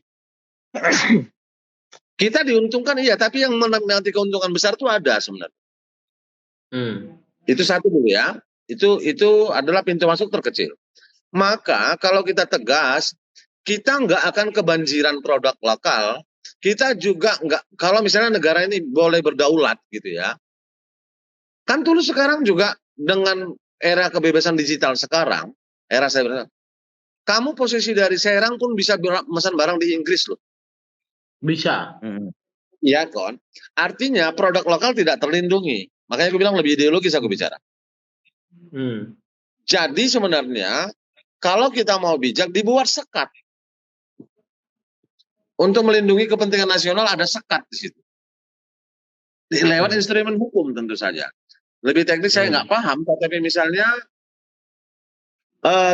tidak melulu saya mau mengatakan begitu, ini berguna buat kita. Tapi yang saya yakini adalah ada yang menikmati keuntungan lebih besar daripada sekedar kita dapat manfaat menggunakan alat ini. Menikmati keadaan ini. Itu sih Bro Host. Nah, saya kurang tahu. Sebenarnya yang fenomena paling menarik itu kan dulu waktu kita gamang menghadapi ojol.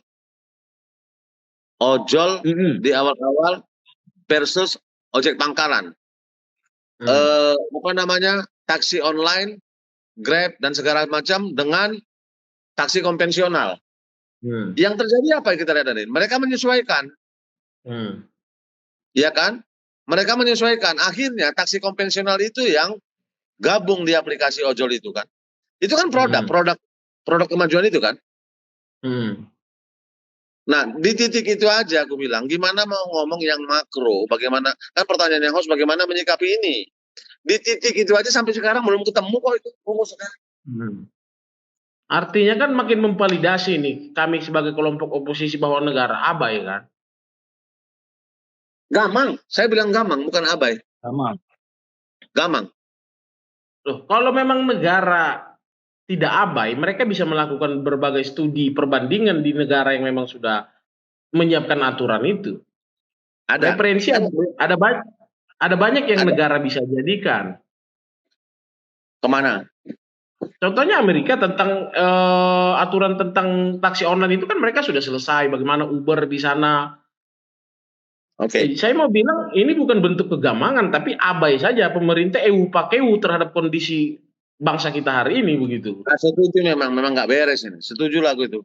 Itu berarti tugasnya para staf kepresidenan. Iya, gimana Bang Pras bilang ini negara abai ini, bukan masalah gamang atau mereka nggak ngerti atau nggak paham, karena negara-negara maju di Eropa sana sudah bisa dijadikan pusing nengok kebijakan penerbangan domestik ini, wajib booster, nggak ada alasan lain, wajib booster. Ini yang tapping nanyanya apa ya? Dulu kapan apa maksudnya gimana itu? Wajib booster Lehos Amang. Sementara aku belum booster. Terus? Ya kan ada potensi nggak jadi flag nanti ini berarti. Ya kan masih bisa apa namanya? Swab nggak bisa. Nggak Ya. bisa, makanya aku bingung. Setahu aku kayak gitu. Kemarin-kemarin aku kan kalau masih vaksin 2 antigen dulu. Hmm. Kalau sekarang PCR lah. Oke lah, nggak ada masalah lah pikir. Sekarang ini rupanya peraturan terbarunya untuk September ini wajib booster. Kalau nggak booster nggak bisa Nah, terbang. nah ini kan Emang belum bentuk bocor. negara memaksa warga negaranya untuk Belum. memilih layanan kesehatan. Padahal dalam menentukan layanan kesehatan booster itu harusnya warga negara punya sedikit kebebasan. Ini malah membatasi ruang gerak. Saya melihat negara apa ini? Itu dalam rangka memastikan semua warga negara terlayani. Iya, Betul, Kesehatannya secara layak. betul. betul. Kadang-kadang ada dalam satu sisi dia tulus. Negara punya kedaulatan untuk mengatur, bahkan bisa memaksakan. Nah, dalam hal inilah mungkin Sepakat pada itu konteks terjadi. itu. Sepakat pada konteks itu. Si Daulat kan udah kawin. Iya. Makanya ini kan terkait dengan pandemi COVID, maka vaksin booster itu diwajibkan dipaksa, kan? Kalau vaksin lain kan nggak dipaksa, misalnya mau vaksin campak, mau vaksin yang lain-lain kan nggak dipaksa. Tapi kan dalam konteks itu bisa diperdebatkan secara medis itu bahwa untuk menciptakan herd immunity cukup pada vaksin 2. Jadi saya melihat Ya. ada pihak-pihak ini yang dekat dengan lingkaran kekuasaan yang mendapatkan keuntungan baik secara langsung ataupun tidak ini. Iya, seperti itulah dia kembali Dari kebijakan-kebijakan berkaitan dengan booster-booster ini. Kembali ke kepentingan itu. Kayak aku misalnya mau tak mau kalau mau terbang ya harus vaksin. Makanya nanti aku cari vaksin kan gitu. Apakah di bandara ada? Langsung aku divaksin di situ. Kan berlindung di balik daulat negara untuk memenuhi kepentingan suatu kelompok. Ini kan bahaya kalau kita bernegara begini. Nah, gimana Pak Antoni ini udah nggak betul ini berlindung di balik daulat negara begitu. Saya ngelihat ini kegagalan sih. Jadi dalam konteks terbang wajib booster dia bukan dalam rangka memitigasi penyakit wabah, bukan. Tapi memaksa orang karena mau nggak mau lu harus booster, kalau nggak bisa terbang kan gitu. Satu. Artinya ini gagal. Kalau yang nggak terbang berarti nggak di booster. Iya. Gitu kan? Iya dong. Iya kan? Iya. Kan kalau aman nggak di booster, berarti lingkungan yang aman tinggalkan itu berarti nggak aman. Yang mau aman tujuh yang aman gitu maksudnya. Jadi saya nggak paham tuh dari dulu. Iya. Apa maksudnya ini? Kalau saya tidur gayanya Rocky Gerung, saya nggak paham maksudnya tuh. Apa maksudnya nih? Dan kalau saya tiru juga gaya Rocky Gerung, kan nggak mungkin saya bilang ada menteri yang main project vaksin, nggak mungkin saya bilang gitu. Nggak mungkin saya bilang gitu. Ya nggak mungkin saya bilang gitu. Kurang lebih gini. Karena dia sudah terlanjur membelanjakan itu, dia harus cari justifikasi. APBN terlanjur keluar untuk itu kan. Karena ini gratis. Murni gratis, tinggal datang suntik pulang kan. Iya. Ya kan? Ya konyol dan tolol aja kalau vaksin itu nggak dipakai. Tapi caranya jangan dong lewat sandra orang mau terbang, sandra orang mau naik bis, sandra orang mau perjalanan kereta api. Yang nggak pernah lakukan bepergian terjangkau nggak, itu tadi maksudku. Iya. Karena ternyata aku lihat praktek vaksin itu kita disuruh datang ke satu tempat lagi dibuka, oke. Tapi mereka punya data kok berapa yang sudah, berapa yang belum. Kenapa nggak didatangin? Mudah kok, orang tinggal bawa alat datangin bisa, dang. Bukan proses yang sulit kalau untuk didatangi kan. Tapi itu tadi lah daulat negara, berlindung di balik daulat negara lah. Ya aku juga punya teman Daulat Siregar. Jadi berlindung di balik daulat negara memaksa rakyat untuk datang menyerahkan diri terhadap booster kan begitu. Ngomong-ngomong, kenapa kalau Amang ini ngerokok aman aku nggak aman, tadi ada warning tadi. Itulah karena abang apa jauh dengan kekuasaan. Loh, turun. Kok turun? Ya tahu. Apa karena ditegur dari KSP. Tapi sumben setelah itu memang udah mulai turun kali perhatiannya. Bukan, kalau ininya backgroundnya ini bang, orang kan nggak tahu bahasa apa. Karena tadi 3 isu sih ya. Iya, makanya nanti Kalau kita buat lagi besok atau lusa, nanti saya buatin tulisannya nanti. Kalau rekaman rame ya, Mang. Wah, rekaman ramai. Habis ini nanti kita berhenti nih. Wah, ramai nih yang nonton nih. Jangan lupa di type layarnya. Ini klien belum jelas. Aduh. Jadi kan beginilah dia. Ya oke, Bang Frans, Bang Antoni, luar biasa. 3 topik utama kita tadi tentang KSAD, lalu tentang gangguan jiwa yang diduga dialami oleh Pak FS, begitu kan? Yang dikhawatirkan oleh masyarakat dapat meniadakan ancaman pidananya. Lalu juga tadi kita sudah bahas tentang hacker-hackeran, biorka-biorkaan, begitu kan? Yang memang belakangan cukup menggemparkan dunia, begitu kan? Nah, entah dunia siapa kita juga kurang tahu, begitu kan? Jadi begini, Bang Antoni dan Bang Frans, ini agak keluar dari topik, begitu kan? Ini pertanyaan yang mungkin bisa bermanfaat bagi teman-teman. Bagaimana seharusnya, ini agak keluar topik ya, tapi masih ada kaitannya dengan hukum.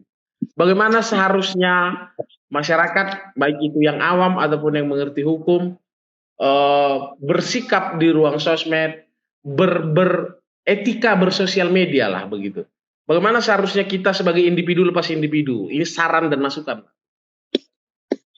Ya, sarannya kita harus berbuat sama. Bagaimana kita di dunia nyata, begitu juga di dunia digital.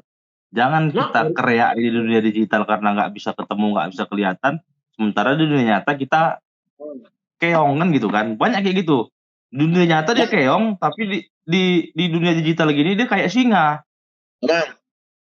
Bang, ini karena yang dengar tulus sama aku, ngerti kami kereak ini. Jelaskan dulu itu. 33 orang nggak ngerti itu. Iya, gitu Amang kan. Maksudnya sama lah, tetap harus saling menghormati. Dijaga tutur katanya. Ya yakin aku sepanjang itu apa ya, melebihi konstitusi itu istilahnya. Nasihat orang tua dulu itu benar itu. Diterapkan dimanapun itu berlaku, global, universal. Jadi kalau kita jaga tutur kata, kita santun, sopan, itu mau kita di Brazil, mau di Paraguay, mau di Ekuador, mau di mana negara mana pun pasti kita aman. Dan baik-baik. Begitu juga di dunia digital ini. Kalau kita mau memberi komentar juga yang bagus, tutur kata yang bagus. Kalau itu kan umum, universal. Apa kalimat-kalimat kotor, kalimat-kalimat menghina itu kan nggak perlu lagi diajari kan. Itu yang harus dijaga. Kalau kita lihat yang lebih tua, nah kita bagaimana sikap kita ke yang lebih tua. Kalau kita lihat bapak, kita panggil bapak. Kalau udah ibu-ibu, kita panggil ibu. Kan? Nah, itu kan umum itu. Harus begitu. Begitu juga dibawakan ke dunia digital ini. Baik di sosmed segala macam. Jangan jadi kayak aku bilang tadi, di dunia nyata dia kambing, begitu di dunia digital dia perasaan singa, ya kan? Jangan gitu. Gitu aja dia, tulus. Attitude itu penting. Oke. Kalau Bang Antoni, silakan Bang Antoni. Buat saya sih medsos itu ya media interaksi. Di dalam interaksi saya memberi informasi atau saya mendapat informasi.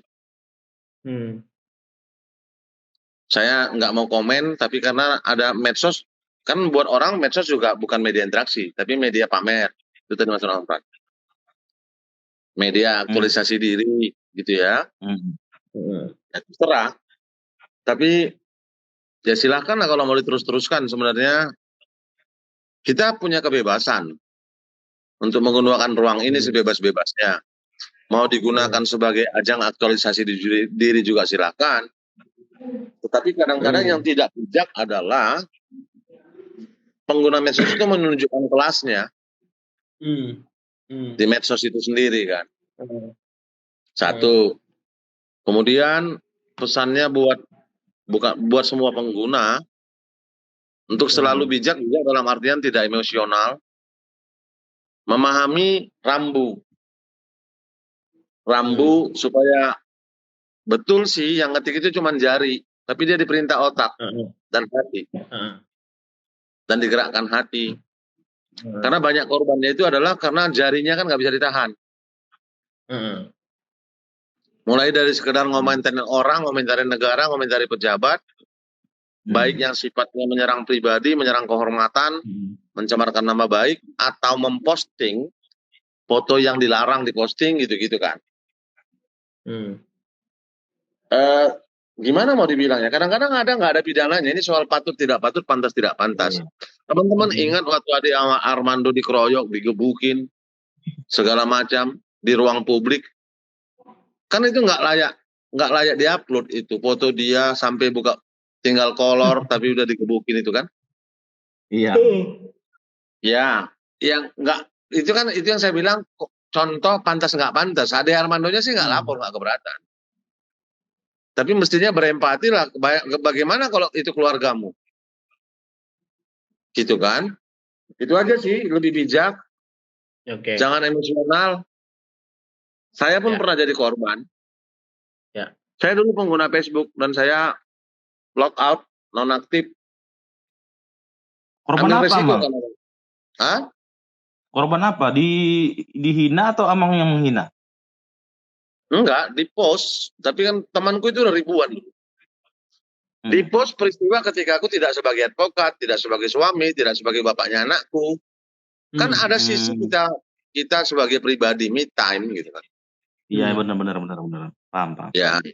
Ya, kemudian orang yang gak suka kita selalu ambil angle itu untuk enggak, dia asasnya misalnya begini, di rumah ini kan aku boleh minum sama tamuku.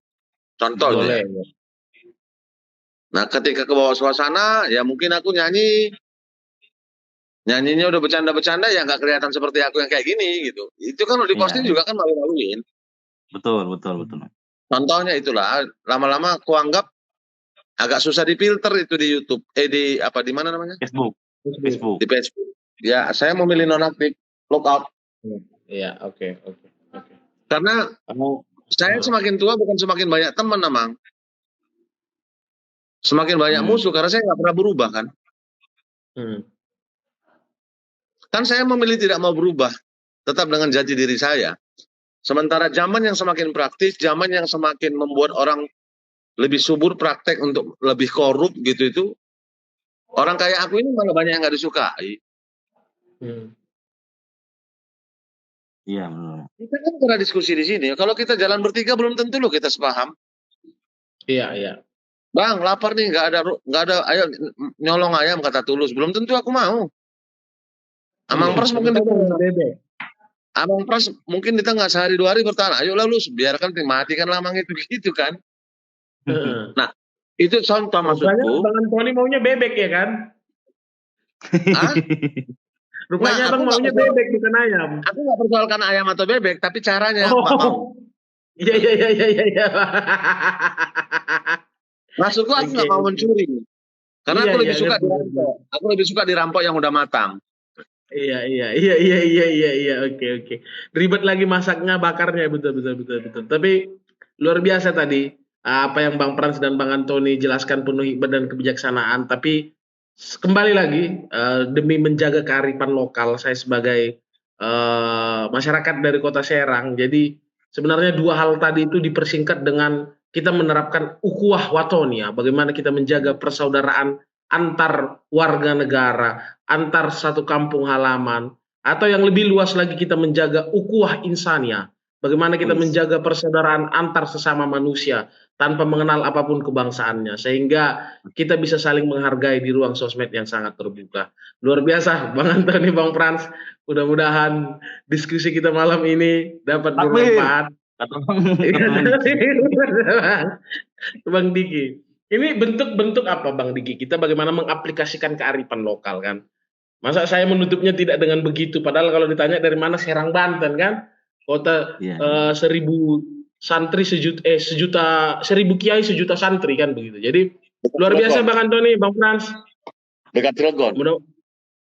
Iya, dekat Cilegon, dan dimnya top, wali kotanya top. Itulah kalau Cilegon. Kota di ujung barat. Gimana Bang? Iya. Kota di ujung barat Pulau Jawa. Iya dong, kota di ujung barat Pulau Jawa itu berdekatan dengan Lampung kan. Mudah-mudahan nanti kita bisa diskusi lagi Bang Frans, Bang Tulus, Bang Antoni. Habib Tulus Alpardosia.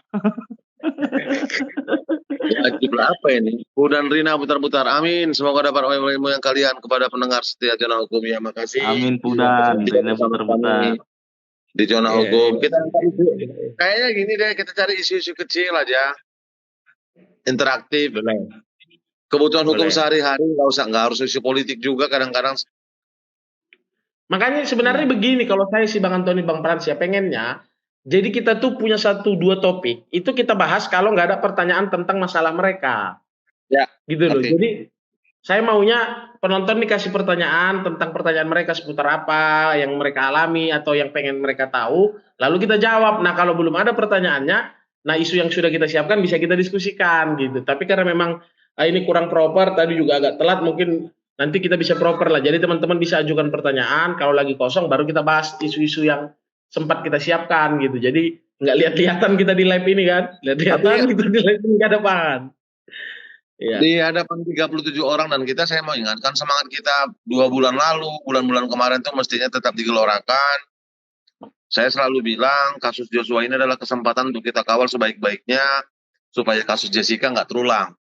Kasus Jessica itu dengan substansi yang berbeda dan kasus yang berbeda, atensi publiknya nggak sederas ini, tapi itu di pengadilan loh sampai, gitu kan? Nah, karena aku melihat kecenderungannya kan menurun nih. Iya. Orang bahas Bang Komarudin kemana, Bang Komarudin kemana. Tanpa Komarudin kasus ini harus tetap dikawal karena memang Komarudin sudah lakukan tugasnya pada porsi dia, kan? Iya kan? Tahu Itu kan? Tulus. Kenapa Tulus? Enggak loh, saya kalau udah pasang foto Pak Kamarudin kayak live tadi, banyak kok yang nonton Bang, 2000.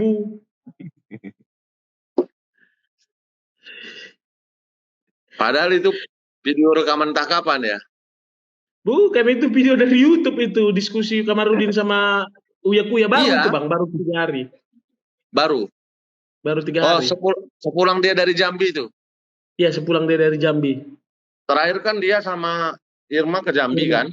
Iya. Ini lagi di Bali G itu, Pak Kamarudin. Lagi di Bali G ya, Mak? Makanya kan di video itu luar biasa, dokter forensik salah. Terus siapa lagi dia bilang salah? Semua salah itu salah. Zona Hukum Bertengkar dan kan tadi, dokter forensik bertengkar loh, Amang. Dokter Kenapa? forensik bertengkar. Kenapa? Pukul-pukulan orang dokter forensik kata Pak Kamarudin. Di mana? Untuk mengumumkan itu, Iya, katanya karena banyak anggota dokter forensik yang sepakat sama utusan keluarga. iya. Oh. Jadi Tidak ini sesuai yang ketua dokter forensik ini tersuspek, kalau bahasa Pak Kamarudin, tersuspek. Iya. Karena kan Pak Kamarudin kan dia ribuan rumah sakit Amang kan kliennya. Jadi kalau dunia ilmu kedokteran Pak Kamarudin tahu, cuman dia nggak punya izin praktek aja. Secara umum dia tahu. Iya, secara umum tahu, cuman dia nggak punya izin praktek aja. Iya. Gitu. Militer juga dulu dia pernah bela panglima. Jenderal-jenderal pun banyak sering dibela, Mang. Iya. Ya SBY pun pernah bersujud, percayalah, udahlah. Nggak, emang itu loh Bang, video terbarunya loh Bang. Jadi apa? Si Baradae juga jadi justice kolaborator karena diajak adu tembak sama Pak Kamarudin. Jadi Baradae ketakutan, akhirnya dia jadi justice kolaborator. Emang itu loh Bang Antoni, aduh. Dikasih tahu info terbaru. Di Uya begitu. Abang dengerin kan Bang Frans rekaman yang kuputar tadi kan? Aku kan udah nonton juga, udah nonton aku YouTube Uya Kuya. Saya ditelepon. Maksudnya dia ditelepon Ibu PC, pernah? Bukan loh. Si Baradae ini jadi justice kolaborator merubah keterangannya karena takut diajak Pak Kamarudin adu tembak. Iya. Karena Pak Kamarudin setengah hari aja dia latihan tembak, dia bisa langsung menguasain karena iparnya ada. Ada jadi, apanya iparnya kan? Poltak Syahad ya. Dirubahnya menguntungkan Kamarudin. Apa? Gua suka banget ini lihat host agak blank banget. Apa?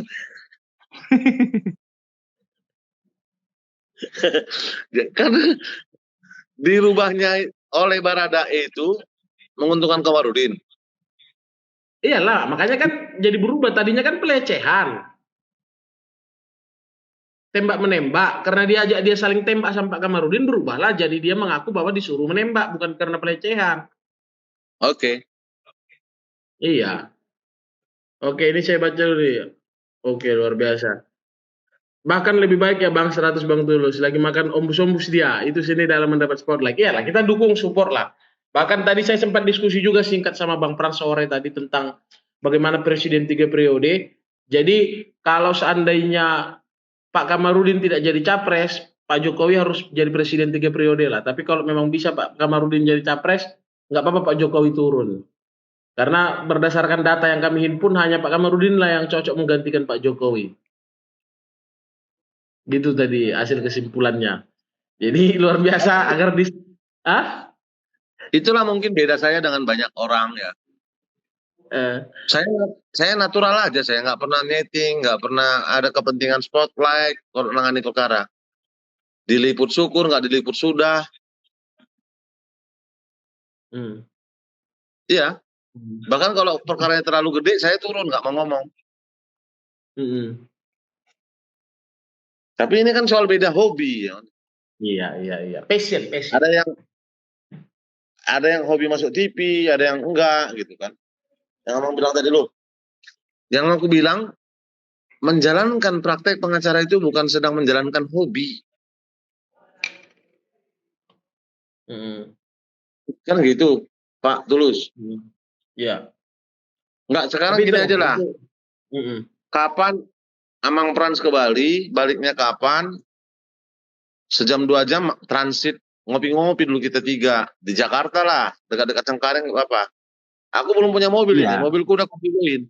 Nggak apa-apa naik taksi aku nanti ke sana. Boleh. siap, Boleh. siap. Kalau bisa Merumuskan ada Pak strategi Kamarudin juga perlawanan biar kita dengan hukum. Iya, sama biar kita rumuskan juga ini konsolidasi di akar rumput untuk Kamarudin for 2024 ini. Ini gerakannya sudah kian menguat ini. Dia memang Ini ketua enggak, umum partai kan? Iya, Aku nggak Pederis. tahu loh. iya loh. Tapi dia kalau dia nggak punya keinginan, ini keinginan rakyat ini Bang. Pak Kamarudin kayaknya nggak pengen. Oh, Cuman kita rakyat dari ini bergejolak di bawah, ayo kita dorong gitu. ini dari grassroots ya. Iya. Iya, ini Luar. gerakan organik dari akar rumput ini. Aku siap lah jadi Menkumham. Dan- kenapa tiba-tiba jabatan masih mau konsolidasi kekuatan rakyat di bawah ini? Oh nggak mau aku. Kalau nggak jelas jabatanku nggak aku dukung itu. Oh iya ya. Kalau saya sih memang udah diperjelas Menko Polhukam. Enak-enak aja bagi-bagi ya. Enak-enak aja bagi-bagi. Kita Oke lah. tanya dulu, Amang typing Nah, dulu ini karena namanya nggak enak disebut. Otak 40442 ini harga apa? Bang Diki itu, Bang Diki. Bang Diki Unik namanya. isian. Oh alah. Kan nggak enak, weh, Hmm. otak gitu kan susah bilangnya. Bang Diki tuh, Diki, Syaan. Oh gitu ya, Le. Nggak Hmm. kaku, bukan kaku sebenarnya. Saya orang malah yang sangat fleksibel. Di gereja saya dibilang sintua gaul karena bisa masuk ke semua umur. Tapi di urusan prinsip saya nggak bisa tawar-menawar. Betul. Ya di titik itu saya sering rugi sih, nggak lentur kan. Ya. Kalau mau Itu saya pakai terminologi ekonomi. Karena ya, orang ya. di kelenturannya lah itu nggak dapat uang banyak. Aku nggak apa-apa, aku masih bisa aku makan. Tapi Karena yang Bang yang Tony, lentur. Ah, pada bagian itu kayaknya Bang punya kesamaan sama Pak Kamarudin. Dia juga prinsipnya kan kuat itu membela masyarakat, membela kebenaran demi bangsa dan negara. Ada kemiripan. Ada Kumisnya kemiripan pun kan? mirip juga. Kumis dari kumisnya pun mirip. Oh, itu mirip. lanjut Bang. saya itu lawan perkara sama dia. Apa? Saya ada satu perkara yang ketemu dia dan gak etis saya ceritakan di sini ya. Sudahlah, Oh karena iya. itu Iya. maksud saya gini. Sebelum ini kasus meledak, saya tahu lah siapa dia. Bang Pran juga tahu.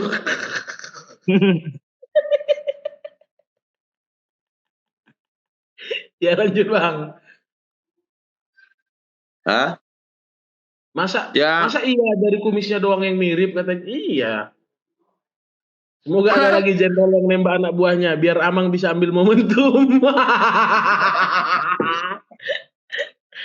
Nih kan, Astagfirullah. salah Astagfirullah. lagi doa ini nih. Astagfirullahaladzim. Bang Diki, istighfar Bang Diki. Astagfirullah. Saya rasa momentum berdiskusi, bertukar tambah pemikiran di zona hukum ini udah cukup lah untuk memberikan kemanfaatan bagi masyarakat secara luas. Jadi luar biasa Bang Antoni dan Bang Frans, karena memang topik yang kita pilih 3 sudah kita bahas dengan baik, serta tadi di akhir sudah sempat membahas ke sosok yang memang sedang menjadi perhatian mata dunia, bahkan dibahas dalam forum-forum PBB, yaitu the one and only Mr. Kamarudin Simanjuntak. Jadi luar biasa Bang Antoni, Bang Frans, sehat selalu. Biar kita jawab dulu Laidikin. Biar aku jawab dulu Laidikin terakhir. Buat saya tiap perkara yang saya tangani adalah momen. Buat saya tiap perkara yang saya tangani adalah momentum, bukan soal besar dan kecil. Momentum untuk mendedikasikan seluruh komitmen saya sebagai advokat untuk melayani klien sebaik-baiknya. Memastikan seluruh proses hukum berjalan dengan baik, tercapainya keadilan dan kepastian hukum. Hanya itu tugas advokat, nggak ada yang lain. Nah, ini sama lagi sama kayak Pak Kamarudin.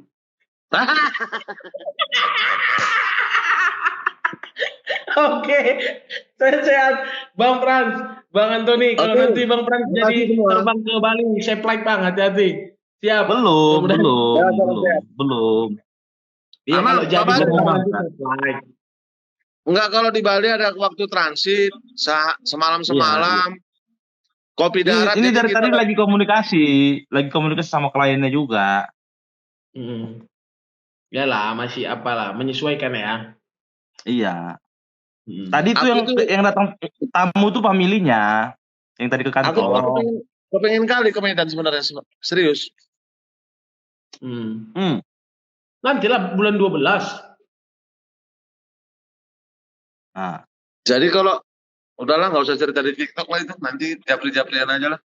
Iya. Aku ini kayak kena tegur kecelakaan ini. Paham. Jadi bernazar nggak dijalankan. Oh ya, ngerti. Tapi ada betulnya juga itu Bang, Enggak, jadi lepas aku ini Kristen, aku Sintua, tetapi itu kualami di hidupku. Iya. Terlalu lama aja aku lalai untuk sekedar melihat makamnya orang tua itu. Jadi aku nggak ada yang ngajar, itu natural aja gitu.